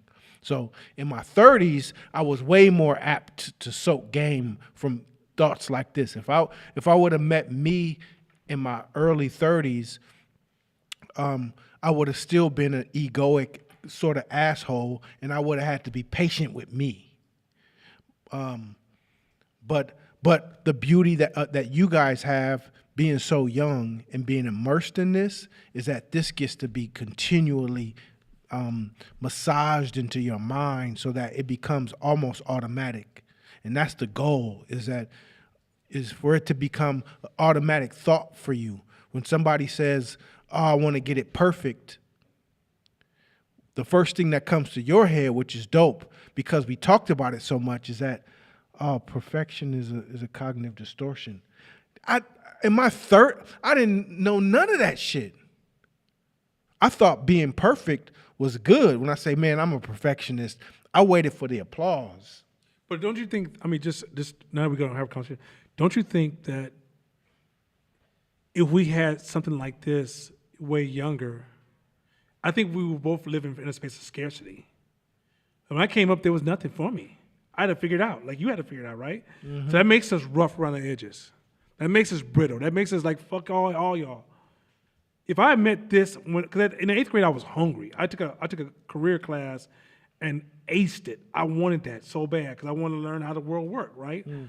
If I would have had some people that look like us, sound like us, and give me game on this stuff at that age, I would have been absorbing this, and I'm not sure who I would have been. I really can't tell you how I would have showed up to it. But I lived in a world where the people around me meant good, but they just didn't have the right information because they were in servitude roles, right? Mm-hmm. Or my father was a dope dealer. So I didn't really have when I came out of high school, I really thought I was going to either be a dope dealer or a pimp. I'm not even trying to be funny. I really thought those were my two options. I got lucky to be exposed to somebody who said, hey, I see something in you, and he happened to be the number 2 philosopher in the world, right? And if those right people didn't touch me at the right time, I don't know what my course of action, but I do know that I was ready to receive, but most of the people were talking to me as if I didn't matter, right? Like when you was 13, 14, nobody sat down and said, hey, sit with me every day, I'm gonna give you some game, help you, and you go try it out on a small scale first, and then as you get comfortable, I'm gonna grow you into it. That may have just changed both of our attitudes, and because our ego is really us defending ourselves. It's not like people don't have egos because they just got like it's a mental health problem. It's a way of protecting yourself. Right, right. And so, in a world where it felt like nobody gave a damn about us, our ego was because when you talking, I can relate to it. Like, yeah, I was too, but we were also dealing with scarcity of not having. Where would we go to have this conversation? That's why this is a dope, super dope environment. And that was a good question. That was an excellent question. Good question. Next question, line. Next question. Yeah. Can we ask one more here? Yeah. Go ahead. No. Big Gabby. Hi, I'm Big, Big Gabby. He said Big Gabby. That's a good one. Big Gabby right here. Gabby, that warmed my heart. That made my day. Go ahead. I had a different question originally, but a follow-up to my daughter's question. One, I appreciate the hell out of y'all. I think I'm going to start bringing her back to class. I think this is good for her stage in her life and where she's at. But my curiosity peaks with clearly who probably most people in this room where we are 5 years ago, we wouldn't listen to ourselves, right? Because like our ego and our blind spots don't allow us to see what's good for us, even if we know it's good for us. So, being that the world is what it is, but that we're creatures that are trying to adapt change, how do you engineer an environment and a message for somebody that you know needs the structure and the input, but is not ready to receive it yet? Well, okay. So I think when we ask this question or we have this dialogue, we're copy and pasting our past perfectly. That's kind of what I was going with him, untouched. I think what we're trying to do with hope, and I'm going to start changing the language of it, is that you're a part of something. This is not a class. You're a part of something. Hope alumni are still part of hope. First-year students are still part of hope. First-year students still talk to first-year students, second-year students, third-year students, fourth-year students, fifth-year students, right? All the people who are asking this question, we didn't grow up in circles like this. If you grew up in an environment where there was nothing but a lot of people who were talking like this, sharing business strategies all the time like this, challenging you to work on yourself all the time, we're not expecting you to excel at, like, only a few of you are going to be like maybe high performers. But for the most part, you're being curated to be something else. Just like the world that you did live in did curate you. Some of you guys were curated by hip hop songs. Like straight up. A lot of the things you guys believe in that you stand on came from a song. Right? That's an environment designed to curate your future. And so what I'm saying, what I'm arguing is that I think the reason the question sometimes is if you get into some real analytical thinking, it's difficult to answer is because this environment changes the equation. Right? And so I'm not Samsung having problems. Yeah, no, that's a notification, bro. My notification starts like the beginning of a song. Anyway, point is this, Samsung coughing. Okay. Okay, we're gonna do this. Okay, so okay. I missed you, brother. I missed you, brother. I missed you. Man. Oh yeah, okay, bro. Yeah, I don't like this no more. But no, that's the equation of what we're doing. When we build this class is we're trying to make it a group membership where there's a family of people that's helping you reshape your beliefs, and we're telling you to be patient because everybody has to move quickly, not based upon what I want. So I think if there had been a hope around when I was 10 years of age or 11 years of age, my life trajectory would have been totally different. And it would have accelerated a lot of things. It also would have reinvented learning for me. So even though I'm going to these colleges, I'm getting something different than the other students getting out of it because I see it different. I don't even care if I get all C's as long as I get the knowledge I came there for and the relationships I came there for. Right? It's just going to change my whole interaction because I'm reframing all of my experiences. And it wouldn't happen when I first learned it or the first conversation. My first conversation is like, get the fuck out of here, right? All right, back in the days, I'm going to use the N word, like in please, right? But it would have been impacting me over and over because my mother did it with church. That's Christianity. I didn't say when I was in 6th grade, Mama, I want to become Kojic, Church of God in Christ. Let's go. She was like, you can get your ass up, get ready. If you don't get your ass up, I'm going to beat that ass. We're going to church, right? It impacted me. To this day, I still have Christian ways, right? So if hope was given to me early in a structural way, hope would have impacted me, and that's just what it is. Next question. Next one. I think you guys kind of hit on this, which is the best way to continue building. Well, let me ask the question. What are some of the best ways to continue building across with other people? What do you mean cross with other people? What do you mean by that? Is that a diversity question? That's the question. Is it a I don't diversity know. question? Building a cross with other people? It just says, what are some of the best ways to continue building across with other people? Like building a conversation or building a business? I think we need clarity on that. Maybe, okay, so we'll. Go to the next one. But if that person's online, tell them to text in clarity, and we'll come back to that question. But because that question, it can go multiple ways depending on the definition of those choice of words. Okay.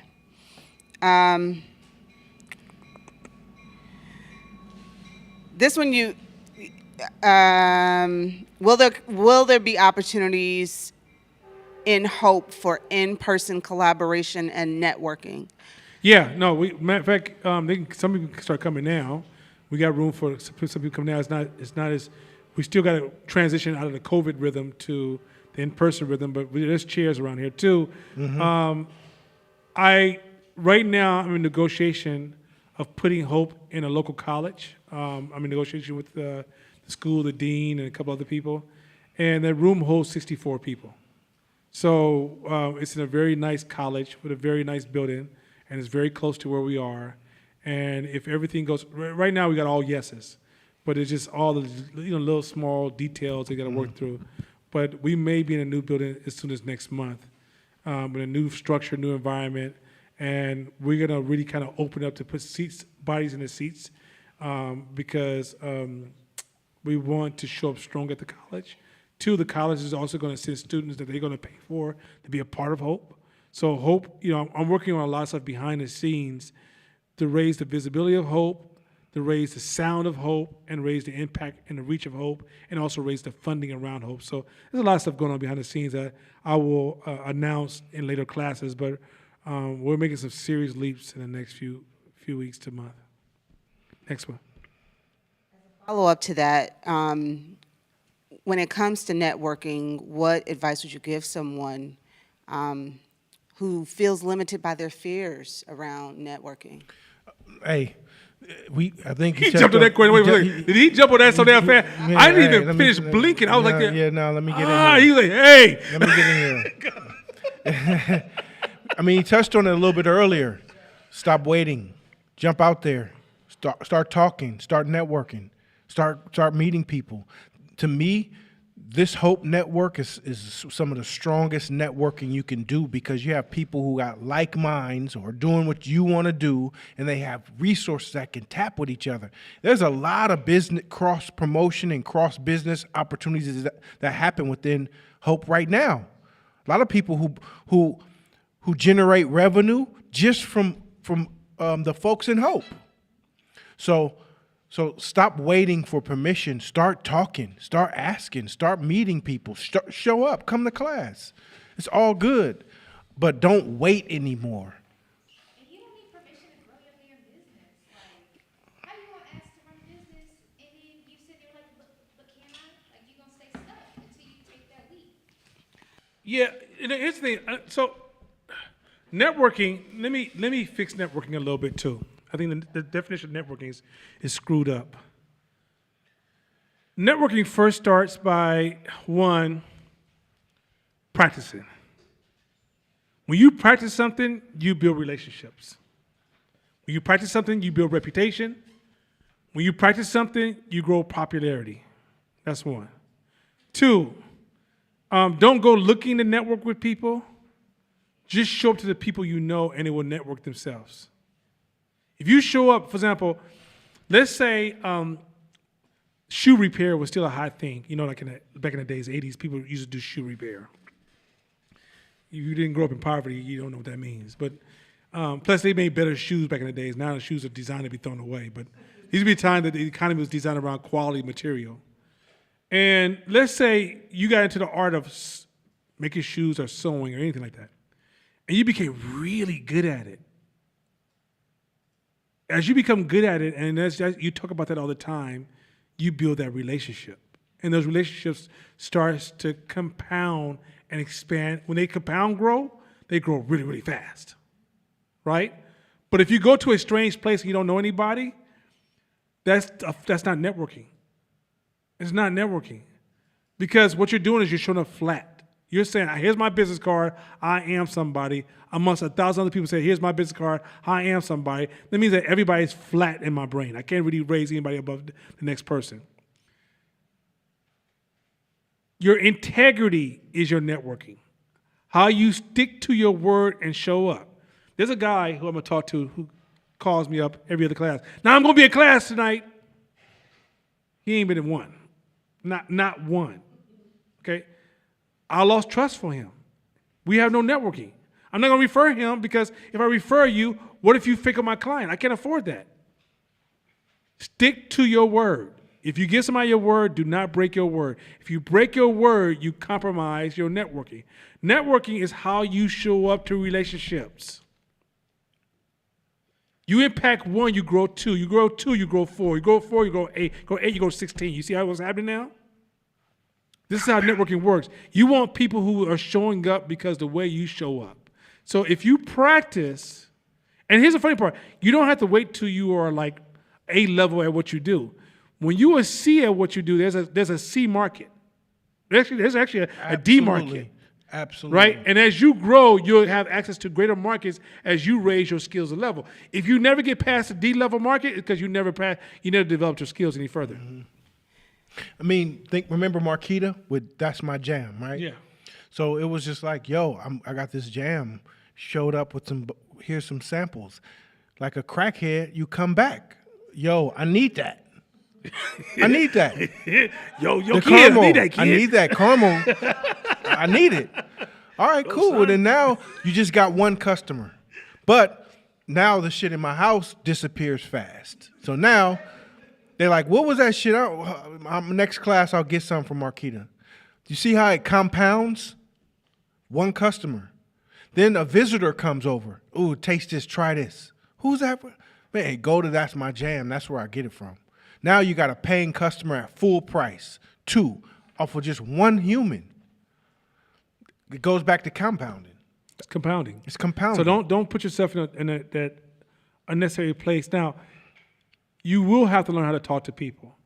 And the way you learn how to talk to people is you got to turn that label thing down and that approval and that value thing down, which is all mental distortions. When you see all people, Obama walk in this room, he's just Obama. He's a man.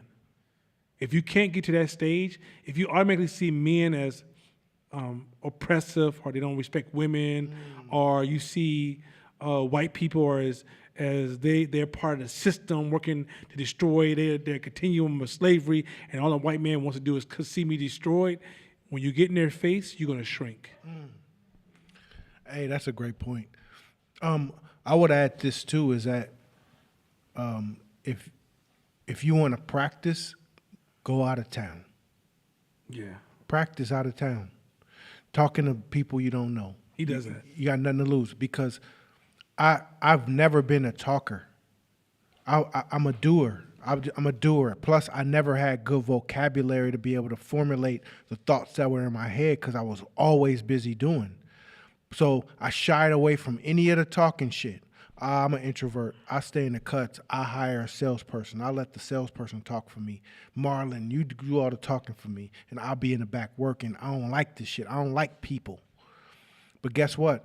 If you want to grow as an entrepreneur, you better start liking people, and you better learn how to communicate better with them all. So when you said, like, white people, if you got, you should think the same shit. Like if you think white people are this or this person or that, or those things are what prevent you from opening up your mouth and having conversation. So I would just sit there and not talk. Like, fuck this. I don't want to talk to you. I don't give a fuck. Like, she probably prejudiced. Like, then when you go out of town, I will practice it because I'm like, this shit can go wrong and I can go home. So let me just try it. Hey, how's your day today? Oh, fine. Oh, really good. Oh, how's your day? You know, and you're like, damn, she's really nice. Maybe she's a one-off. Yeah, he did that. And then you just keep doing it and you start getting all this positive feedback and it gives you more confidence. So when you get back home, I mean, when I got back home the first time, it lasted a week. But I was working on it. You know what I'm saying? Because it's a hard thing to do. It's just start talking to trade. But you got to practice it because it's part of your growth. Yeah, confidence, another thing too, guys. Confidence is not something you need to have. Confidence is something you can build. Yeah. So in my position, I'm always talking to like executives all the time of different companies, government, nonprofits, foundations, whatever, right? And when I first started doing that, I would stutter because I would question the depth of my vocabulary, right? And I suffered also, let me add this, I suffered from the right-wrong syndrome, right? I would love to debate because I was into this right versus wrong. So when you love to debate because you're into right versus wrong, you don't want to be wrong so bad, it makes you nervous to be around somebody who might prove you wrong, right? And so once I stopped worrying about being right versus wrong, and I built my confidence through practice, that the challenge shrunk in front of me. So now when I'm on the phone, there's nobody I can't handle. If I'm in your face, there's nobody I can't negotiate with within my circle of genius. This is another trick. You have to be very clear what is your circle of genius. If somebody takes me out of my circle of genius and puts me in their circle of genius, I shut the fuck up and listen. So I talked to my friend today. He owns a coffee shop in Atlanta, and we were talking about coffee. And I love coffee. I'm really into coffee. And I started talking. I said, whoa. Let me ask you questions, because this is what you do. I'm not here to speak with authority. Oh, y'all want some game real quick? Pimp game. This is game. This is game. Right, strategy person. Write this shit down, strategy lady. Or strategy dude. This is pure strategy. So in hip-hop, you know how when hip-hop first started, it was all about originality? Okay. That's horrible business. They got the game fucked up. That was the poor people teaching everybody. Remember, hip-hop is the bottom teaching the top. It's not the top teaching the bottom. Hip-hop was the bottom teaching the top. It's not about originality. It's about becoming the domain authority. Stop trying to be original. Be the authority of the domain. What I mean by that, Jay-Z, is he original? But is he a domain authority? Yeah. A lot of times, the original person never gets paid. The domain authority person is the person who actually shines and gets paid. So stop trying to be like, well, my idea ain't original. Or if I steal this, I'm the only one with this great-ass idea, and I'm going to run for freedom. Boo. Right? Boo, No. boo. You ain't free because you're original. You free when you have domain authority. This is some game, because our community been talking that originality shit for too damn long. You come in here talking about, now I got this original idea. Can I get you to sign this, what's that dumbass document? NDA. Mother, when you hit me with that stupid shit, sometimes I sign it so I can just cuss your ass out. Because it's some stupid ass shit. If you don't have domain, I don't give a fuck how original your idea is. If you don't have, and that's the reason sometimes when you're original, you don't have domain authority because you're too busy trying to be original as opposed to how do I lock this shit down and be the king of this shit and go and own this at another level. Sometimes you put walls around yourself by being original. But if you focus on becoming domain authority, it will put you on a whole different level of existence. Next question, please. That's real. That's real. And so would you say the same thing is true around business relationships and discerning who you would build business relationships with. In which way? When you talk about domain authority, as far as Like, why would you apply that? What do you mean? domain authority and also going back to what you guys talked about with networking, would you apply the same principles to networking and business relationships? Oh, domain authority, as opposed to I'm not bringing anything original to the group. Yeah. Absolutely, that's what practice is. Practice is a domain authority. Like for example, Steph Curry has domain authority because he practices his ass off, not because he was born from that beautiful man and woman. I try to keep that clean as I could. So the point is this, and so, because I say beautiful woman first, I'll be like, mm-hmm. But so my daughter started working on her, she's getting all the black girl sayings now. But anyway, but the thing is, so domain authority is something that black folks over-focus on originality. Innovation is not originality. Innovation is domain authority. And inventions are very difficult to do. iPhone is not originality, it's domain authority. Yeah. Like, think all the main companies that's killing it right now. Facebook is not originality, it's just domain authority.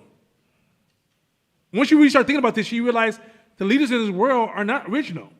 Google wasn't original, they just domain authority. They do it better than everybody else. Netscape and Alta Vista was there before. Yeah, Google. whew, you even remember those words. Those big ass words. So the point is, so you go with this, like, once we understand domain authority, we don't need to go around this world talking about what can I be original. No, what you don't do you get paid. what do you have the passion to stick with? And once you realize when you step into something, when you put who you are into it, that's all the originality it needs, because it's value you add to the market. What flair can you add? Because now you're thinking, what value can I add to the marketplace that's not there yet? And just your hue alone, meaning like when you mix your energy with the thing, it's going to have a flair of originality. But if we always thinking that my idea or business, it has to be the only thing in the market, most of the time, it's the only thing in the market because there ain't nobody fucking with it. Domain authority. So that's a huge one. We're very about people biting our ideas and copying our style and Listen, people copy all the fucking time. All the time. And there's people who will sit. There's people who hire. Like Nike has a group that they hire to look at what small companies are designing to take the shit. Domain and who you gonna authority. argue with? Domain Nike authority. stole my idea? Nah, you tripping. Domain authority. But guess who's killing? Who's making $95 billion a year? Them, because they are the authority. When Under Armour came into the game, right? Under Armour had an invention. They had a new invention, this Under Armour. You put this on under your garments and you play and it wicks away your sweat. And so for a minute, everybody was calling Under Armour, Under Armour. You got that Under Armour on. Once Nike woke up, what is this? Oh, yeah, okay. Let's call it Dry Fit. It's called Dry Fit now, motherfucker. So guess what the word changed to now? From Under Armour, now it's Dry Fit. Hey, does that stuff have Dry Fit on it? Dry Fit was invented by Nike. So Under Armour, that whole terminology and the invention of it disappeared. So this is exactly true. And once you break free from that shit, you become free, actually. And now you get to move and you realize this is a game you're playing. And taught boss to a slave. Next one. Entrepreneurs are often busy trying to run and grow their business. So for those of us in relationships, can you offer any advice about creating balance? That's not a question we should answer here. Let me tell you why. Let me tell you why. No, I'm not scared of the question.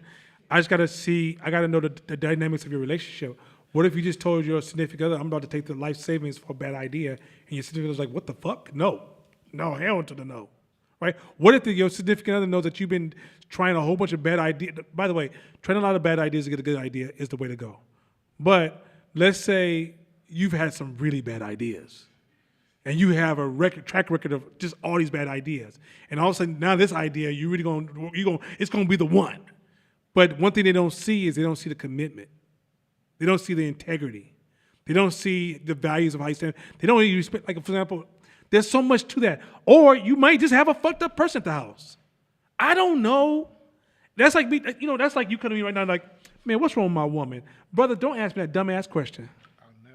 No individual can answer that question. You need to go to a counselor, a relationship counselor, and say, hey, this is a problem we have, and start there. Then upload it to me. I love that you asked that question because I'm fucking with you because you fucking with me. So that's a very strong compliment.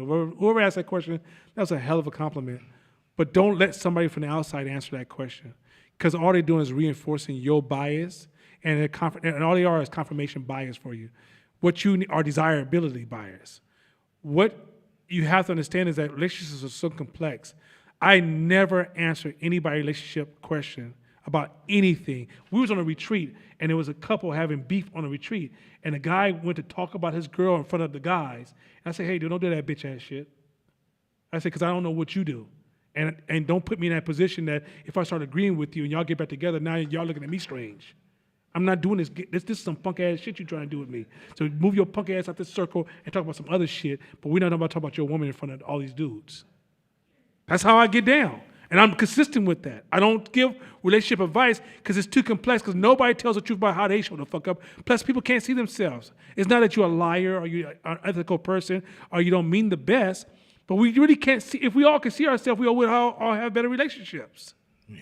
So at the end of the day, the question can't be answered. I go to the next one. Well, Let's let me see go. what's something. Yeah. So let me jump on this, and it doesn't have anything to do with the relationship piece, but the word balance. I always tear that shit up. You guys know this by now. I stray away from the word balance. If you want to be an entrepreneur, that word doesn't exist anymore. It's you have to create a harmonious environment for yourself and for those around you, and that takes sacrifice sometimes. Takes sacrifice. So Yeah, nobody knows what the fuck that is. They don't do it because the balance shit. Hey, if somebody told your ex somebody that they need to come home and be more harmonious with you, you think they'd be good at it? Hell no. And I'm not talking about in terms of relationship. I'm not even talking about relationships. Oh, okay. I'm saying as an entrepreneur, there's the word balance does not work. You can't think about balancing everything. Yeah, no, that's never. You can't think about you could be balancing. 80, 20, 80, 20. Shit depends on what you're doing It always changes based on where you are. and what you're doing. So you may have to work out in the mornings for a week and then work out at night the week after because the mornings is crazy, but you still worked out. You still worked out, you still got your work done. So a balanced-minded individual thinks 8 o'clock workout, this is that time, that, and now I can get it all done and my life is balanced and I spend 4 hours every day with this person. I spend an hour a day with my children or my significant other. But the entrepreneur world, that shit is false. You may spend 0 time all week with your significant other or your children, but you make that shit up Sunday. You kill everything on your calendar and you spend all day with your kid. And now you spend 8 hours with your kid to make that up. And then you back on trying to get that schedule right. But so I just want to jump on that word. Start thinking about having a harmonious environment for yourself more than balance. Balance is, nothing happens in balance. In perfect balance, nothing happens. So be very clear. He's challenging the word balance and turn it to the idea of harmonious. We're not saying he wasn't getting relationship balance. I mean, relationship Now, I have advice. no idea Yeah, what the fuck's because- going yeah, on in I your don't- relationship, yeah. and I don't want to. Yeah, Because yeah. I'm not good at relationship counseling because I'm Yeah. still working on my own Yeah, shit. a pimp So- psychologist is not what you want to talk to. No. Wait, go ahead, next one. I just want to go back because I See think what you need to do, player. Sprinkle- I'm really sprinkle good some to lemon tonight. Go juice on ahead. it. No, shit. You Okay. gotta love him, baby. I don't. Come on, man. That's not Yeah, me. nah. Keep going. Oh boy. I want to go back to something because I think I asked the question weird. So I want to make sure I answer it. I ask it correctly. How do you discern who you are willing to build a business relationship with? Oh, good. Good. That's a great question. Great damn question. What do they have to offer? And That's number one. If they don't have anything to value, a lot of times we build relationships because that's my friend. This is what we grew up with, or we like the same things. You got to be clear on what is your strengths and what is your weakness, and does that person offer the compliment? That's number one. There has to be a compliment to you. So you got to be very clear on who you are before you start the process. Another saying, write this shit down. Those who are not familiar with the practices and talents of excellence will never be able to recognize excellence.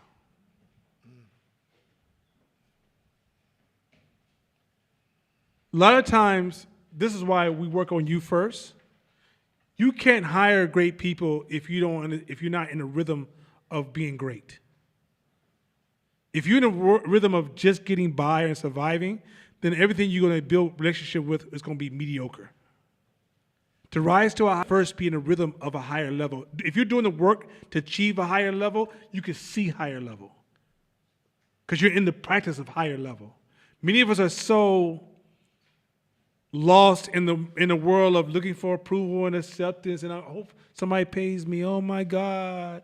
I'm gonna hire me an expert. You hire somebody that sucks, and then you want to blame the person who sucks.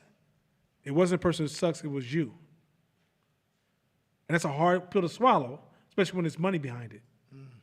But the reality is that in order for you to see excellence, you got to be in the practice and the culture and the rhythm and the knowledge of excellence in your own life.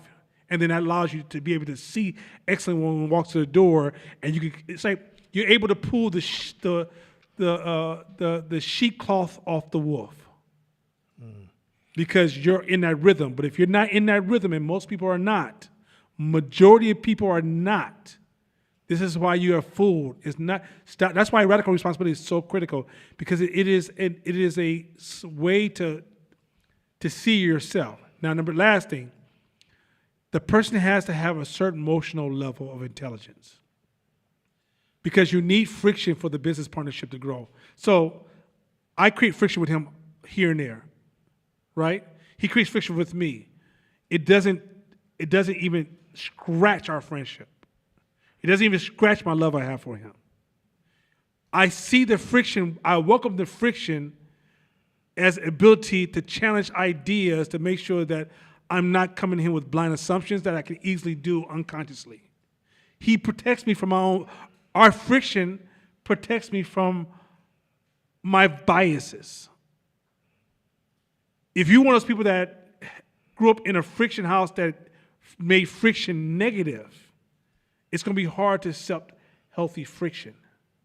You're going to have to redefine, you're going to have to change the model around friction to the point that you see friction as a good thing, and there's toxic friction and there's healthy friction. And in a business partnership and with your employees, you need friction. You need friction. A lot of times when we're trying to protect, we start to remove too much friction, which causes infrastructure fragility. To keep something anti-fragile, then you have to introduce healthy friction in all parts of your life. Your health requires friction. Life, brilliance, intelligence. Now, by the way, side note, commercial. The reason I got so much strategy here is because I read a fucking lot. And I practice a fucking lot. And I read more. And guess what? You probably have just as much strategy as I have at the same pace, but you're impatient because you think you should have it by tomorrow. But if you just start the process of practicing over time, you will have just as much strategy as I have. Brought to you by Nana, who don't give a shit. Next. Wait, hold on. Let me jump in there. So you made me forgot what the fuck I was thinking about. But that's our strategy. That's a good strategy. Oh, It's time. It's slow. yes. So think about this. The previous question was talking about relationship shit, right? Relationship. Business partners in business are more impactful than a relationship. So you have to be very thoughtful and way more strategic in your business partnerships than you do in real life partnerships, because it can impact you for a lifetime and even beyond your death.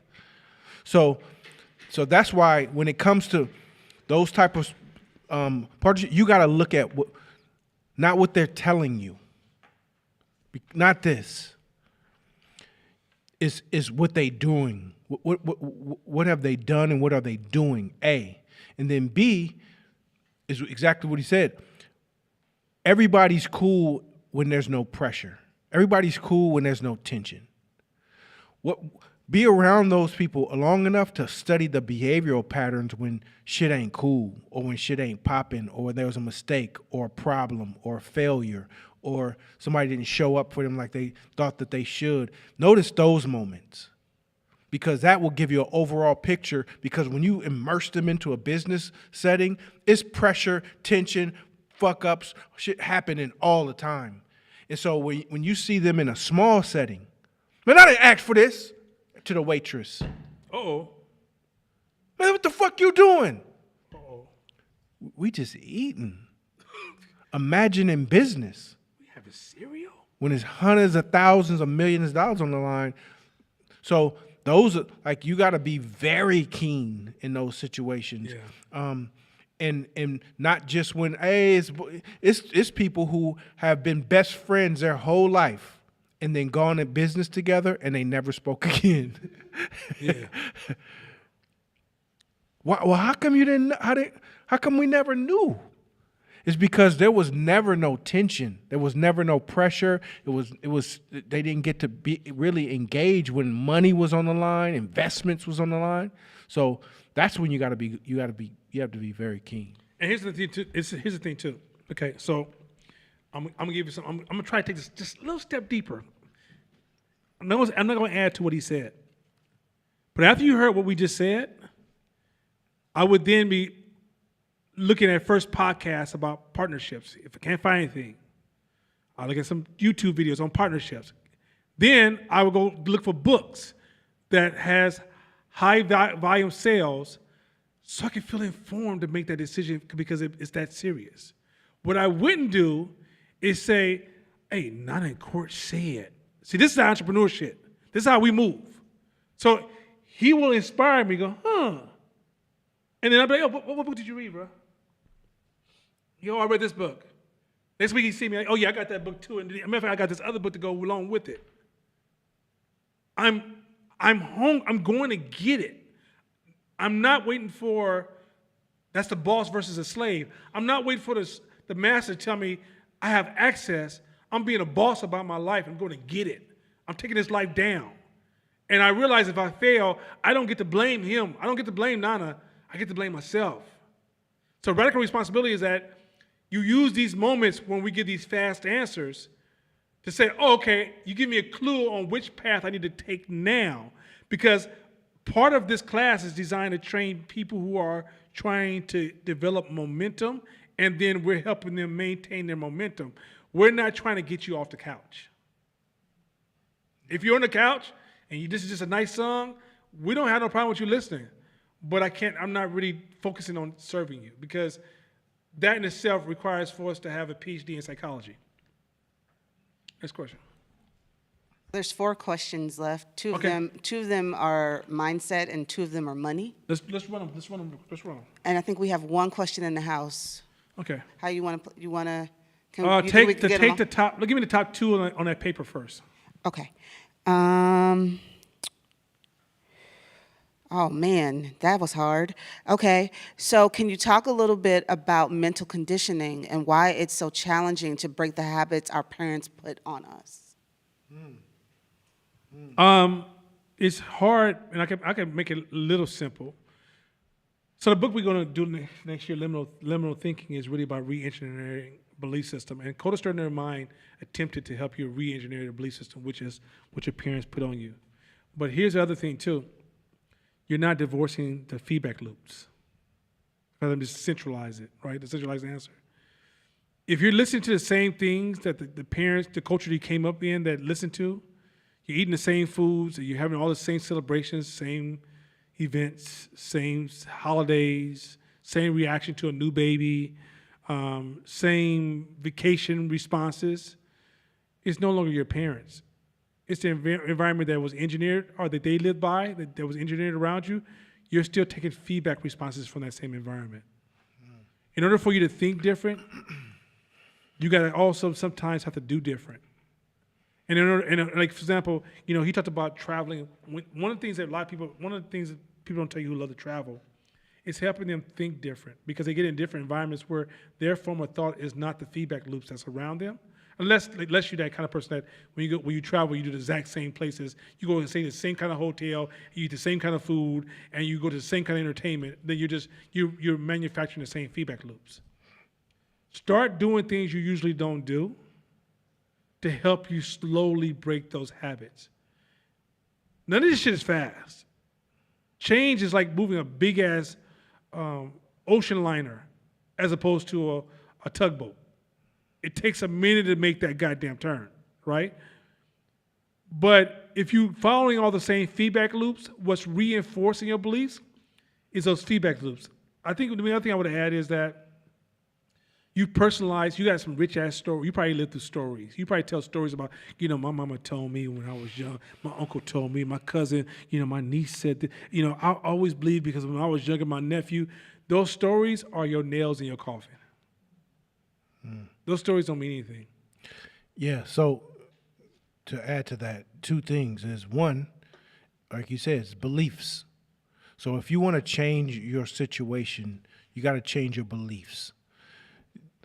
What you've gone through and what your parents put you through and how you grew up and all those things, that is your conditioning. Yes, it's your conditioning. Can you change your conditioning? Abso-fucking-lutely. I think where it comes down to is being honest with yourself first, is saying, do I truly want to? Because some of y'all just don't want to. Surface level, it seems good. Ideally, you think being rich or wealthy or an entrepreneur is cool and good, but underneath that, you lightweight don't want to. And that's where you got conflicting beliefs. I guarantee you, if you had enough fucking leverage, you'd be scrambling. You'd be going hard.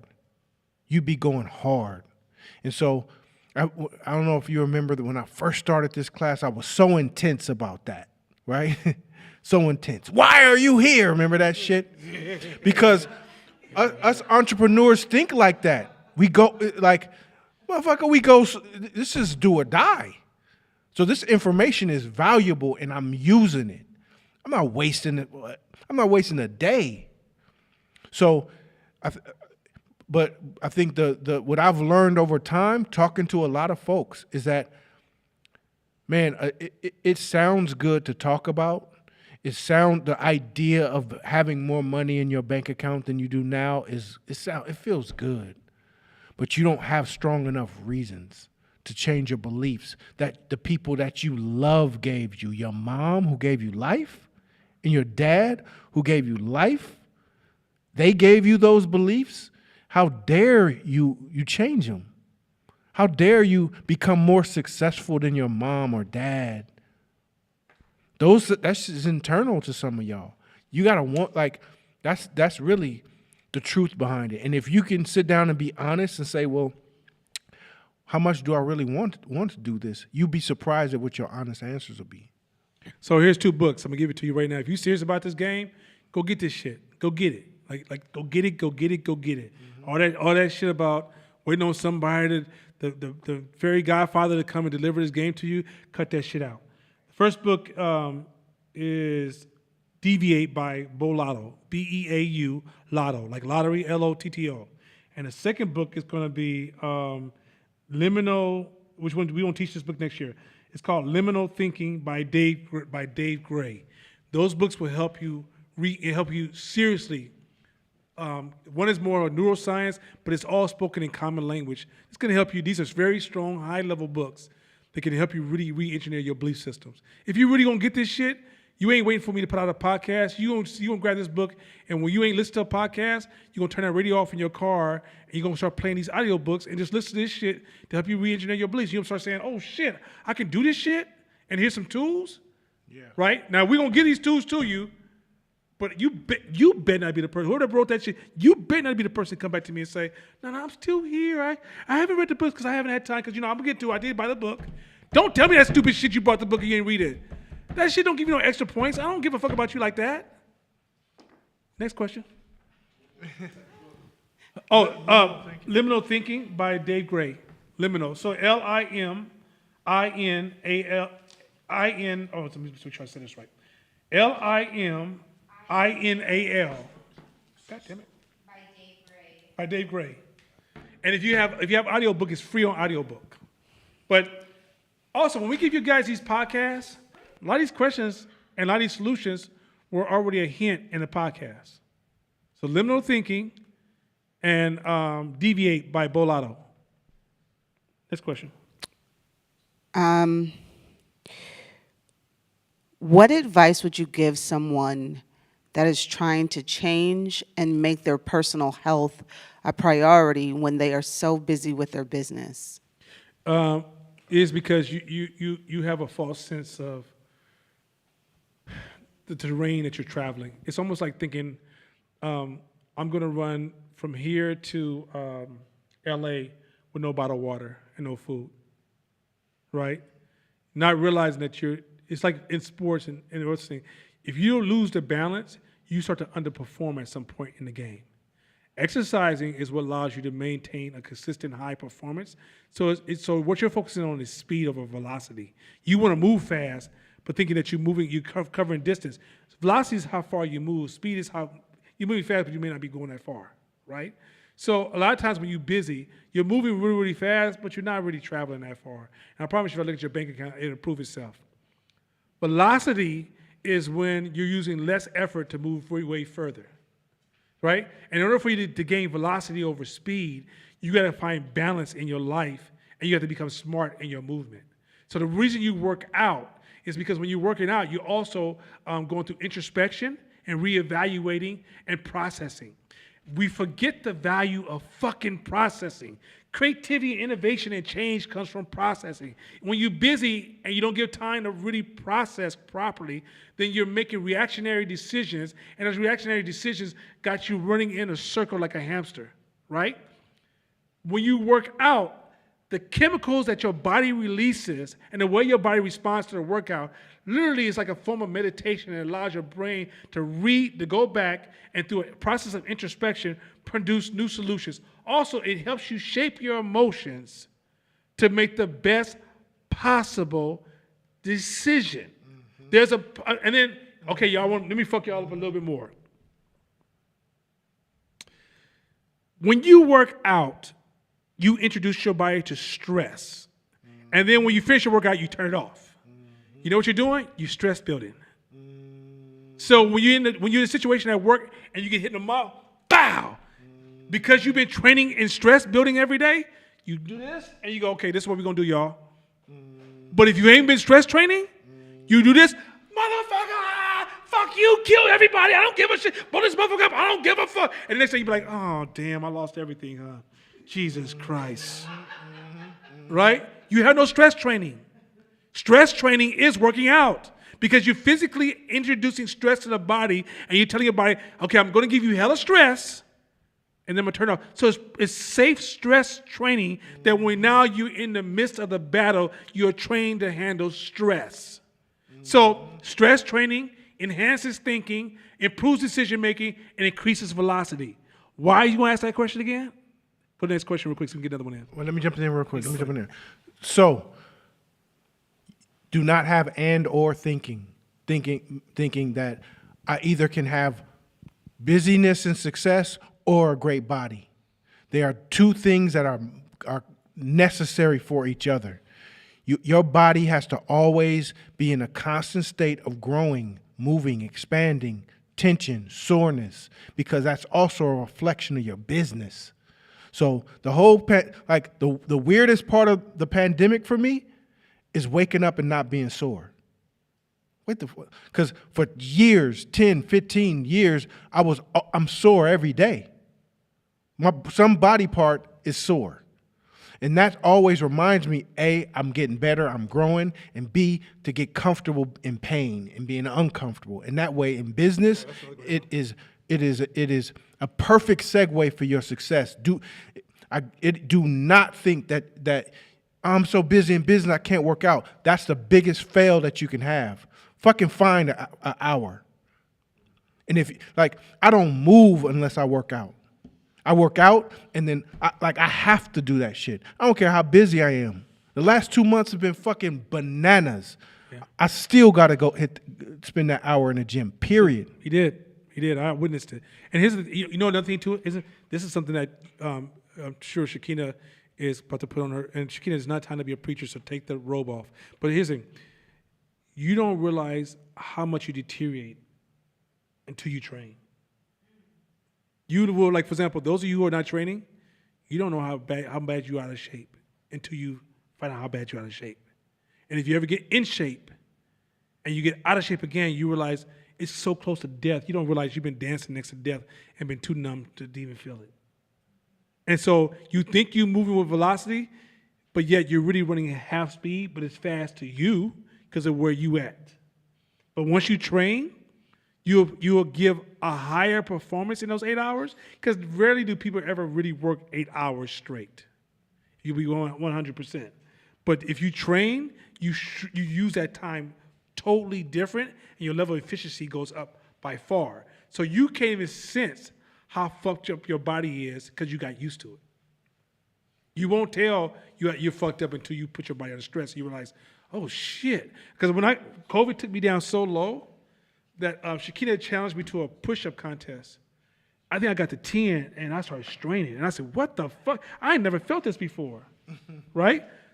I had got so out of condition in 1 year of just responding to everybody and trying to keep everybody from collapsing and crashing that I actually deteriorated my own body. So it took me a whole year, because I'm older. It took me a whole year to get back of pain. I had to go through a valley of pain and suffering that was so crazy that it played mental tricks. It was trying to play mind tricks on me, but I had to stay focused on it. This is not true. It's not because of age. You can't do this anymore. Now I'm back to doing my 15 bar dips, 3 sets of 10 on pull-ups, bench pressing 315. I can squat. I squat 275 10 times. I can deadlift 315 4 times. I'm doing everything. I'm running the stairs. My old ass running stairs, bro. And I can run down now. At first I couldn't run down because it was hurt my knees. My knees don't even feel it no more, right? All this is built up. When the first time I did stairs, I couldn't even walk up the stairs. I was walking up stairs like Red Fox.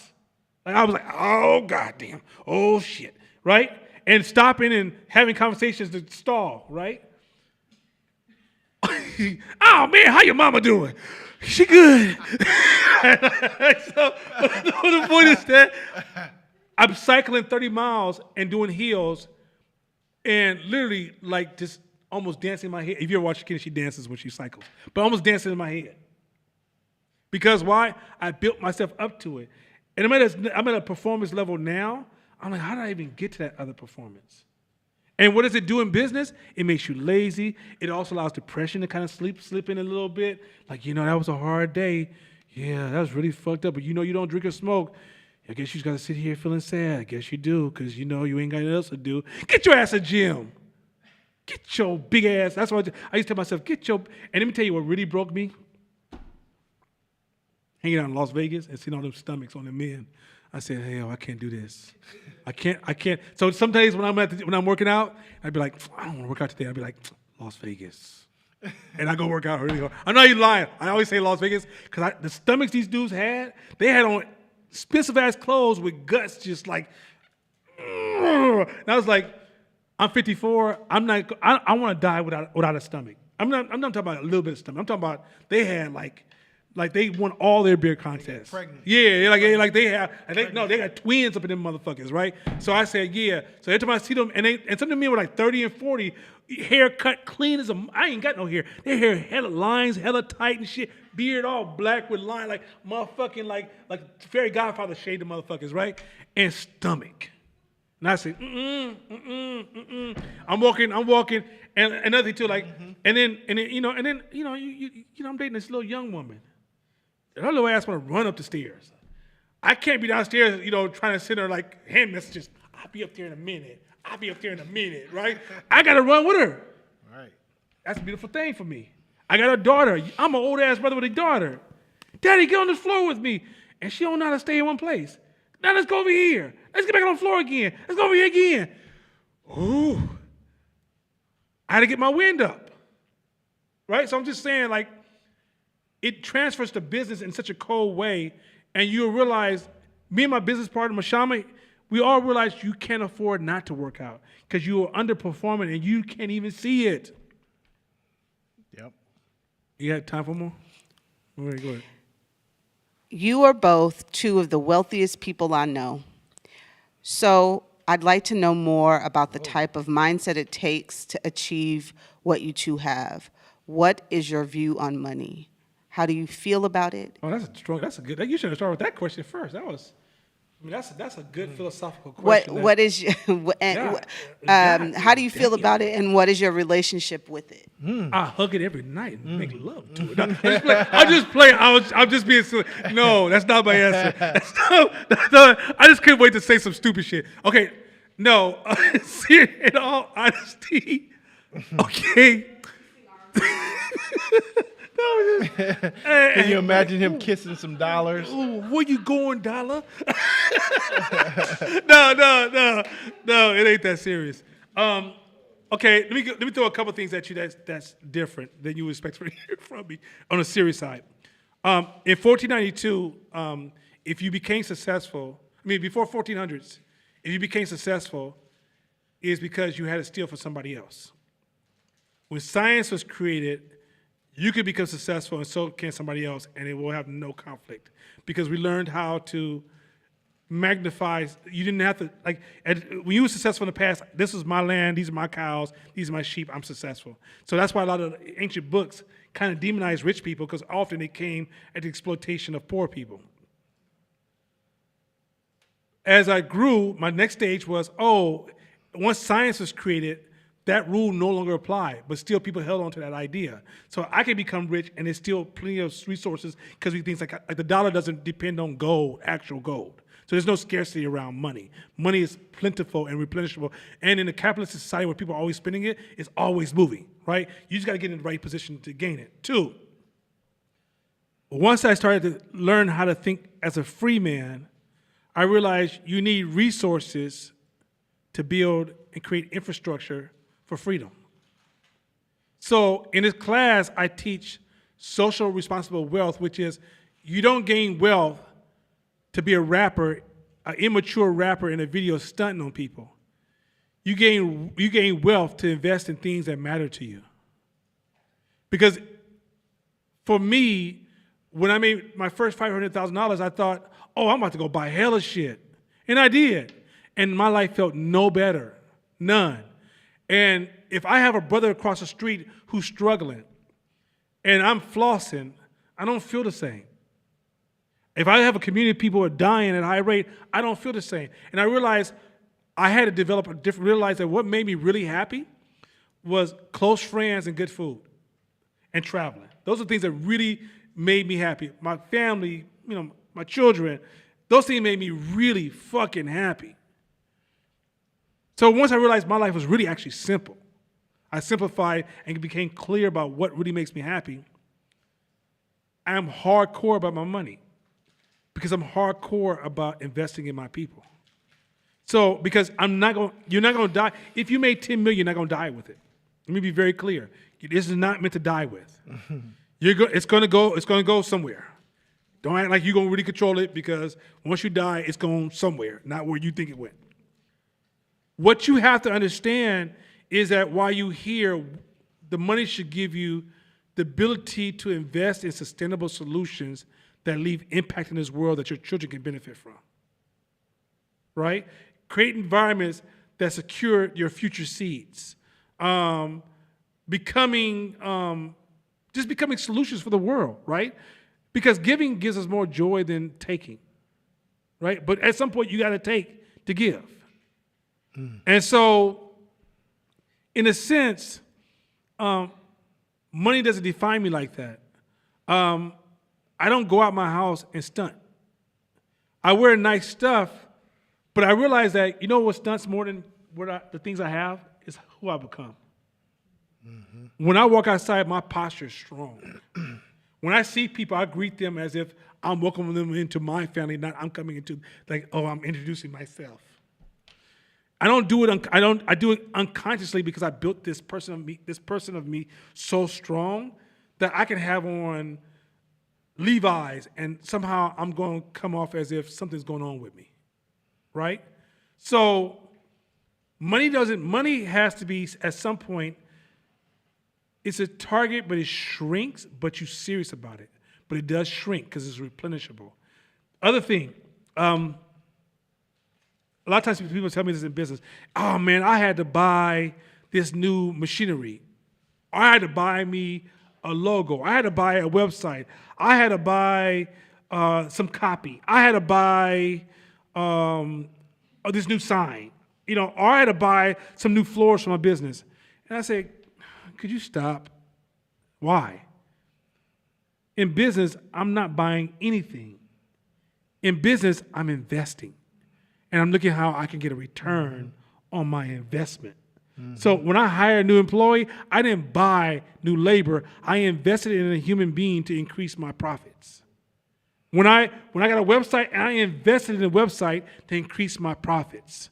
If you see that, if everything you do in business is an investment, then money has to go and money has to come. Last story. So when I first started 510 Media 17 years ago, 17 years ago, I was still kind of wild as a dude. So I had my girlfriend, my side woman, her friend, whatever. I had a house, .com, convertible, lost it all, and my mother. All went away within 1 month. All of it. All of it. And my money was gone. I was down to, I want to say we were somewhere between about $300 total to my name, and rent was coming. And first, I'm not lying, I'm balled up in the corner because I lost everything. Mind you, I'm on some superfish, I'm balling out of control. I got these women, I got these houses, I got these cars, I'm like, yeah, Nana, baby, you can't tell Nana nothing. What, like, ego, right? Because that's part of our protection. Bow. Mom died. I've never wailed before. I'm over there crying in the corner, wailing. Wailing is a sound that comes out of you that I can't reproduce. I can't reproduce it to this day. I try to go, I can't do it, right? I try because I'm like, when I heard the sound, I was like, what the hell? I'm crying, going, what the hell is that? Right? Because it's a sound I never heard. So I'm wailing out. And I remember holding on to, in my mind, I had my money in my hand, like a virtual money in my hand. I'm sitting in the corner, I'm balled up because I'm in pain. My stomach is turning. And I'm holding like this, and I'm like, Nana, in order for money to come in, you got to open your hand. That means you got to let something go for something else to come back in. That's like $300. So I took that $300 and went down there. I spent $150 on flyers. Literally, took it down there and took flyers. I got up that next night, and I just started walking the pavement on Piedmont and different streets and just sliding into people's door everywhere I went. I got 2 customers, enough to pay rent. And from that point on, compounding slowly, it was that process. What I'm saying is this. The relationship I had with money was me choking and locking money down and focusing on scarcity was not letting any money come in. You got to let money go for money to come in. And when you let money go, you will get the wind, you get the flow functioning, but you stop the flow. So once you push that flow, all of a sudden, more is coming back. More before you know it, so much is coming. You're like, well, shit. I guess I take 100 here today. I take another 200 here. This shit crazy. And now, literally in my life, I just turned down a lot of money recently because people ask me this shit. I was like, I'm not doing that shit. Look, I'd be fucked up. It's like, damn, I've never seen somebody turn down money like this, because I have a relationship with money now, and it's not. Money's always moving around me. It's just moving. It's moving. And yes, you're always conscious and you're trying to get and you're trying to protect and you're trying to increase and you're trying to grow and you're trying to, trying to continue to maintain a pattern of growth. I'm not taking that away. I'm saying it changes your relationship because you realize that money is not the most difficult thing to get. Only people believe that's those who have the wrong mindset to get any. Mm-hmm. Once you change your mindset, like if I was broke right now, I know how to get at least $6,000 in 1 month. At the lowest level. That's my lowest. My lowest solution is $6,000 a month. That's my lowest. I'm talking about if I ain't got. I'm like, fuck. I'm having brain problems. I got this one idea that can at least make me $6,000. That's my lowest idea. I got ideas way above $6,000. And I know they work because I already tested them. Right? So I'm saying to you, like, once you learn how to, like, this is what you learn when you become an entrepreneur. You learn how to survive in a world where there's no more certainty. You learn to survive in a world where there's no more structure. There's no more certificates. There's no more approval. No one's trying to put you on. Nobody's going to pull you up. You learn how to look another man in his eye and convince him that you're going to give him something valuable for what he has. For what you have, you can exchange for something value. And you learn how to drive that cost up by the stories you put around whatever that value is. And so at this point, if I lose everything, I just attach those same rhythms and methods to something else, and I can speed the growth of even a faster compounded growth. Wow. Relationship with money. I think it's been a long journey. As a black man from East Oakland who grew up in a religious household, it's been a long journey because there's crazy amounts of mixed associations around money that I grew up with. So first half of my household was my mom's side, who took me to church in a Jehovah Witness church, and all they did was talk shit about money. Rich people are bad, rich people going to hell, God don't like rich people, which created this guilt around money. Like, well, I know we eating, but like, I know we had to pay for it, but a certain amount is okay, but being rich is bad. So that was my one half of my whole household. And then the other half, my dad, who's a straight hustler, entrepreneur, dope dealer. You open a fridge to get cereal and it'd be pounds of weed in that motherfucker. You open a cabinet to get something, it'd be other shit in there. Like one day, and then he just manipulated somebody to bid on a motherfucking job that he didn't even know how to do. On the other end, he just was a straight hustler, and it was all about getting it. And the celebrations on his eye, when he hit a lick, he'd throw all the money on the floor, and we all counted up. And then after the end of the count up, he handed me and my sister both $100 bills. So there was like this super love-hate relationship with money or being rich. So when my parents split and I self-proclaimed myself the man of the house, I was like, Mom, 7th grade, I got it. I'm a hustler. You ain't got to buy me no school clothes or lunch money. I'll figure it out. So I had to learn how to hustle. I sold candy, sold this, sold all kind of other shit, but to try to survive, because I wasn't going to ask my mom for no money no more. So that's when me and money started liking each other. You know what I'm saying? Because I got good at that game. But over time, those mixed associations start hitting me later. Because at $50K a year, that's good. $100K a year, man, is that's okay. But like once I start being a full-time entrepreneur and hitting them big numbers, I start coming up against them.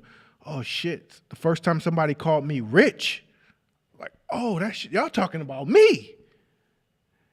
And then I start sabotaging my shit.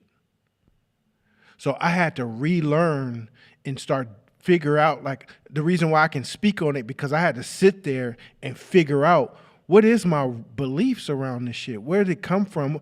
Oh, I got all these scriptures in my head about the rich man and the fucking camel and the money don't grow on trees and the this and the that. So then I had to kill them. So that and redefine for me what I was going to use the money for, not for flossing, and realize my number's small. I ain't really my number for what I need personally. People say they want to be billionaires and that shit. If you really wrote down all the shit that you want in your life, it ain't that much money. 15, 16, 20, 5 million. It ain't that much money. The decision to want to build something bigger comes from attaching your purpose to it. How many people can we help? How much lives can we impact? Who can we hire that look like us and impact their life and pay them good? Everything. That shit will gets me so pumped up to be able to pay somebody who looked like me 6 figures a year. That shit is. And if we can times that employee by 100 Great as ever. or 1,000, that's where I want the money. So now when you attach your purpose to the money, it ain't even about you no more. And I've had to, it takes time, like you said. That shit is not an overnight thing. Like, oh, now I'm good. Now I like money. It takes years of, man, why do I keep making this much? I remember I would keep bumping up against 500K. Bump it, and I have a great first quarter, second quarter. And no matter how the year added up, what the fuck is going on? It had nothing to do with business. It was me. So that's a journey that you're gonna be on. Sorry, that's just you got to learn, and as you tweak it and keep reading books and keep learning and keep being around more, like sometimes just being around people that are massively more successful than you also helps. Get a bigger circle. If it's just me and Nana, then find more, because then you're gonna be around them and hang around them, and you be like, they ain't no better than me. Matter of fact, like they just like me. Exactly. They just have a couple more distinctions that I don't know about. So let me listen. Tell me about, like, what nugget can I learn from you? By the way, when y'all see me say I don't give a shit, I don't give a damn, or I don't care, I'm not being hard. I'm not being ultra masculine. I have adjusted to the world I'm in. The world doesn't, like, if I get whooped by the competition, that's what they're supposed to do. They're not supposed to be like, well, that's Nana. Come on, man. We ain't supposed to just take his market from him. You're supposed to do that. And it's my job to stop it. Right? That's the world I live in. Like, the rules are different. Some of you guys are in such a curated environment from jobs, it may sound like, damn, Nana's just been an asshole tonight. I'm really talking from the sound, I'm really echoing the sound of the environment I live in that other entrepreneurs live by. That's why it doesn't shock him. And some other entrepreneurs in here be like, yep. And that's one of the hard shots when you go through the transition period of going from a job to being an entrepreneur, is that the harshness that people they're not talking that social justice, softness, kindness, pat you on the back. Oh, that's sad. That's sad that he couldn't make it. What are we going to do? It's like, you didn't make it? Well, get your ass up, try again. Like, it's just that, it's that harsh, it's that honest, and it's the word. It's like, okay, it's not people who are saying that to me. It's almost like nature is saying that to me. And it's something that's way superior. I can't tell nature, fuck you, I don't give a shit. I ain't drinking no more water now, what? They be like, die. Like, just a simple ass, like, nature don't give a fuck about my feelings and my emotion, right? And so the reality is that once you hear the sound and the voice of the world around you, and not listen to the world through the filters of the curated world around you, once you can say, okay, I'm cool with it. That's what it is. I'm not mad at it. I do remember the first time I came into exposure to it, I was exposed to it, I thought, what the fuck? This shit crazy. So now when I hear you be like, white people are racist, I'm thinking that's just an obstacle. Why is that a big conversation? I don't know why that's so serious. Like, yes, we gotta defeat white supremacy, but it's really about how we show up. It's not about them changing. If we want them to change, we gotta give them a motivation.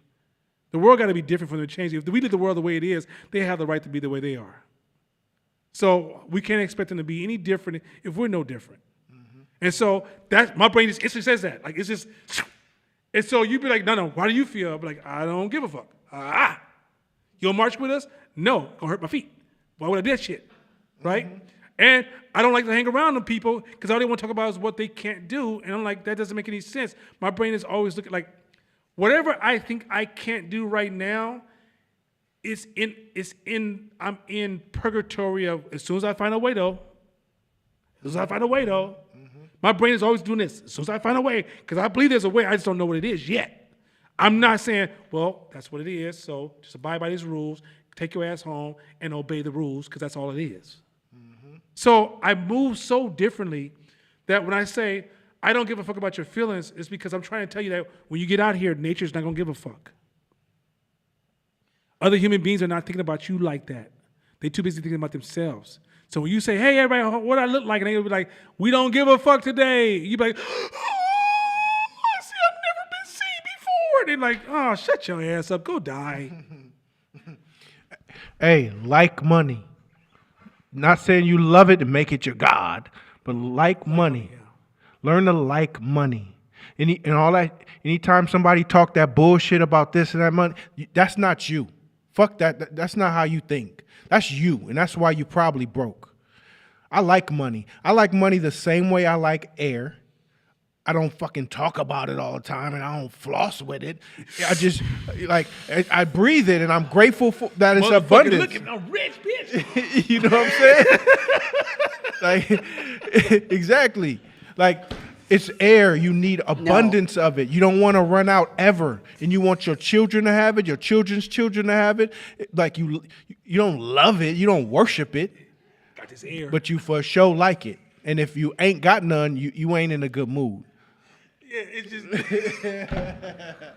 that's an excellent comparison. That's real talk though. We're not lovers of money because we also translate what is money. Like what is money? It's just paper. Right. It's a promise note. Right? So do you love the integrity and the promise that goes along with it, or you just love the money? If you can go deeper into what the value of money is and then build a relationship with those values, then you'll understand why money is important, and it's really the values that money represents, right? Because if society changes tomorrow, the money changes tomorrow. But what doesn't change tomorrow is your relationships that drew you in that money. You guys gonna go with this? So money is just evidence of that, of the richness of those relationships, and if you're protecting that and the richness of your leadership, but if you're not protecting those things, that's why often many of us are victim of money because we haven't grown in our relationship to money. Yo, my daughter on the way to school, I'm sure I could have did better, but on the way to school, she was talking shit about rich people, right? Probably from a movie she watched or some conversation she heard. I'm like, wait, baby, do you understand that you're rich? She's like, what you mean? I'm like, you're rich in family. You have lots of family that love you. You're healthy. You're rich in health. You have food. You have 2 rooms that you can go to that's full of toys. She was like, that's right. I said, yeah, you don't want for anything. So you got to understand that you're rich too, not in finance, not money. You have no money in your pocket, but your life is rich. Her mom called me. It was like, your daughter went into class, was like, do you know I'm rich? I'm rich. I'm rich. I'm rich. I'm rich. I'm rich. And I was like, I know. We only have 15 minutes. I probably could have explained it better. But I was trying to get her off that like rich people shit, because cartoons, right? A lot of cartoons she watched shows the evil rich person who's going out to get, do bad things, and the heroes that save the planet or the whatever from that rich person. So it subconsciously puts that in the kids' head. Let me add it real quick, because we won't get out of here, because I got to be at a damn lecture at 9 o'clock in the morning. Somebody scheduled me for a fucking lecture at 9 o'clock in the morning, and the only reason I haven't canceled yet because of my integrity. But sometimes I'll be wanting to challenge that shit. And this is the last time I ever messed with them again, because they caught me slipping. They hit me with the details late. I'm like, you don't ask me to talk to nobody at 9 o'clock in the morning. My daughter don't talk to me now. Dad, you still asleep? And she'll go back and play. She's like, I'm not talking to you, because it's not productive. Nobody wants to talk to me at 9 o'clock in the morning. Anyway, I mean, I have to get up at 7 to be at the 9 to answer some goddamn questions. Anyway, here's the myth and illusion. I fucking hate mornings, and I don't understand why people think they call me. Like, I built my fucking life to be free. I'm not going back to slavery, which is be here at 9 on time. And then the motherfuckers say dress business casual.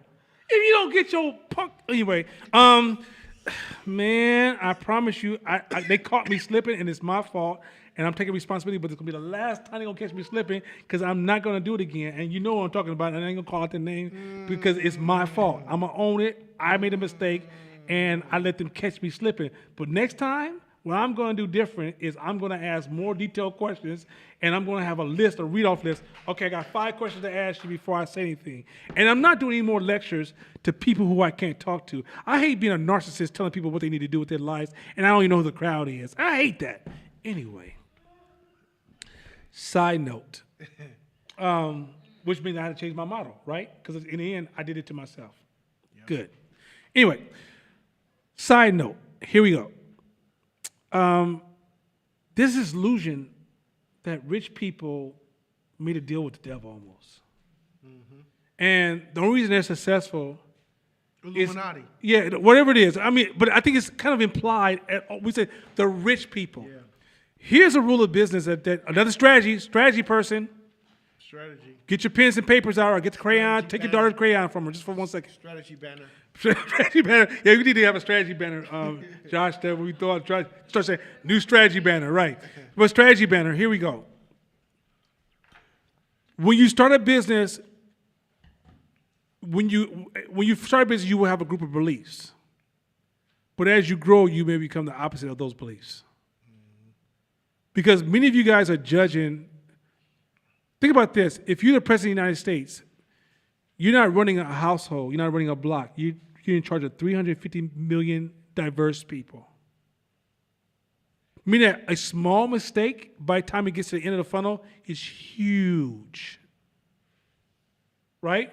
But you in your couch quarterback style going, yeah, if I was president, I would do it this way with your dumb ass. No. The reality is that rich people are you with different challenges that you can't see. So as you demonize them, the reason you can never become successful is because you're almost building an egotistical wall of I believe in this, as opposed to saying, I'm frustrated with this guy who's a CEO. What model is he following that makes him make that decision? Like Donald Trump was that for me, his whole presidency. Yes, there's some things that, he has some narcissism. But what models is he subscribing to that's making him make that decision and I'm making this decision? And what models am I subscribing to? And and if I knew his models and his challenges, is it possible I could be saying the same thing but nicer? Strategy banner. If you really hear the shit, that's This is why the poor versus the rich is a wasted conversation. It should be something that's piquing curiosity. And as you start to investigate them, you will start to learn, they got 1,000 people that if this one person makes a mistake, it costs the company $2 million. Okay, corporate control. Oh, okay, so won't you give me $14 million real quick? right. No? Oh, so my right. control's a problem? Oh, so if I let everybody go free, the company's going tomorrow and nobody has a job? Oh, is that what you suggested?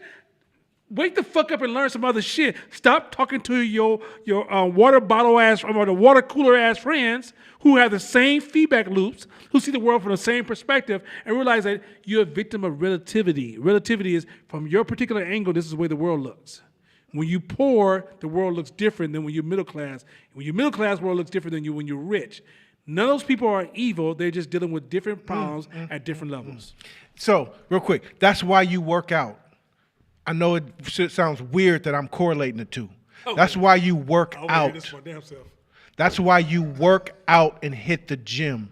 Know why? Because when you are at a poor level and you listen to a rich person, it hurts to hear your ear. It hurts to your ears.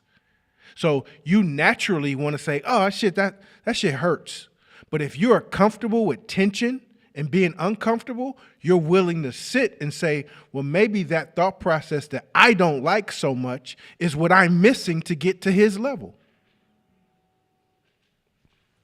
Yo, listen, I got to get out of here because I got to go to this dumbass meeting at 9 o'clock in the morning. And if any of those people that are here listening to me, they will never get me at 9 o'clock in the morning. That was my fault. I fucked up. I'm not mad at you. I'm mad at myself for not even paying close enough attention because I was trying to do dual tasks. But anybody that ever wants me to help speak at something, just if you think about 9 o'clock, don't think about me. Think about somebody else. I think Corey gets here early. No. Okay, then don't think about none of us. Because 9 o'clock in the morning, I'm an entrepreneur. I'm not an employee. I don't get punished for not getting up at 9. All my meetings don't start till like 10:30, 11. And it used to be 10, but then 10 seemed too early too. So 10:30, 11. So I got to get out of here. Next week, we're going back to regular class. If there's any questions we didn't answer, lob them to court. But I wanted to participate because I wanted to shape the mindset of this class that we're not here to give you recipes to success. We're here to teach you how to create your own recipes, 1. 2, we're not here to hold your hand. We don't give you approval. You don't get a certificate degree from us. Life gives you the degree. Strategy is the way you think. It's not a group of steps. Business is not some steps. It's the way you think. Oh, there was another question on there about some goddamn, somebody said something about the retreat, right? Was there on there about the retreat? Oh, it's a survey. Okay, wasn't questions? Okay. Okay, they won't do that. So the reality is that business is not, we're not here to cater and curate and make you feel comfortable. We're here to partner what you're going to do for yourself. This is a do for self game. This is not my mama. I'm not your daddy. You understand me? I mean, I used to use the word big daddy, but those days are gone. I'm married now. I'm not your daddy, girl. Brothers, I'm not your daddy. No. I'm your partner. I'm your friend. I'm your peer. I'm here to support you. And all I'm doing is speaking to you with a voice of not my authority. I'm echoing the world we live in.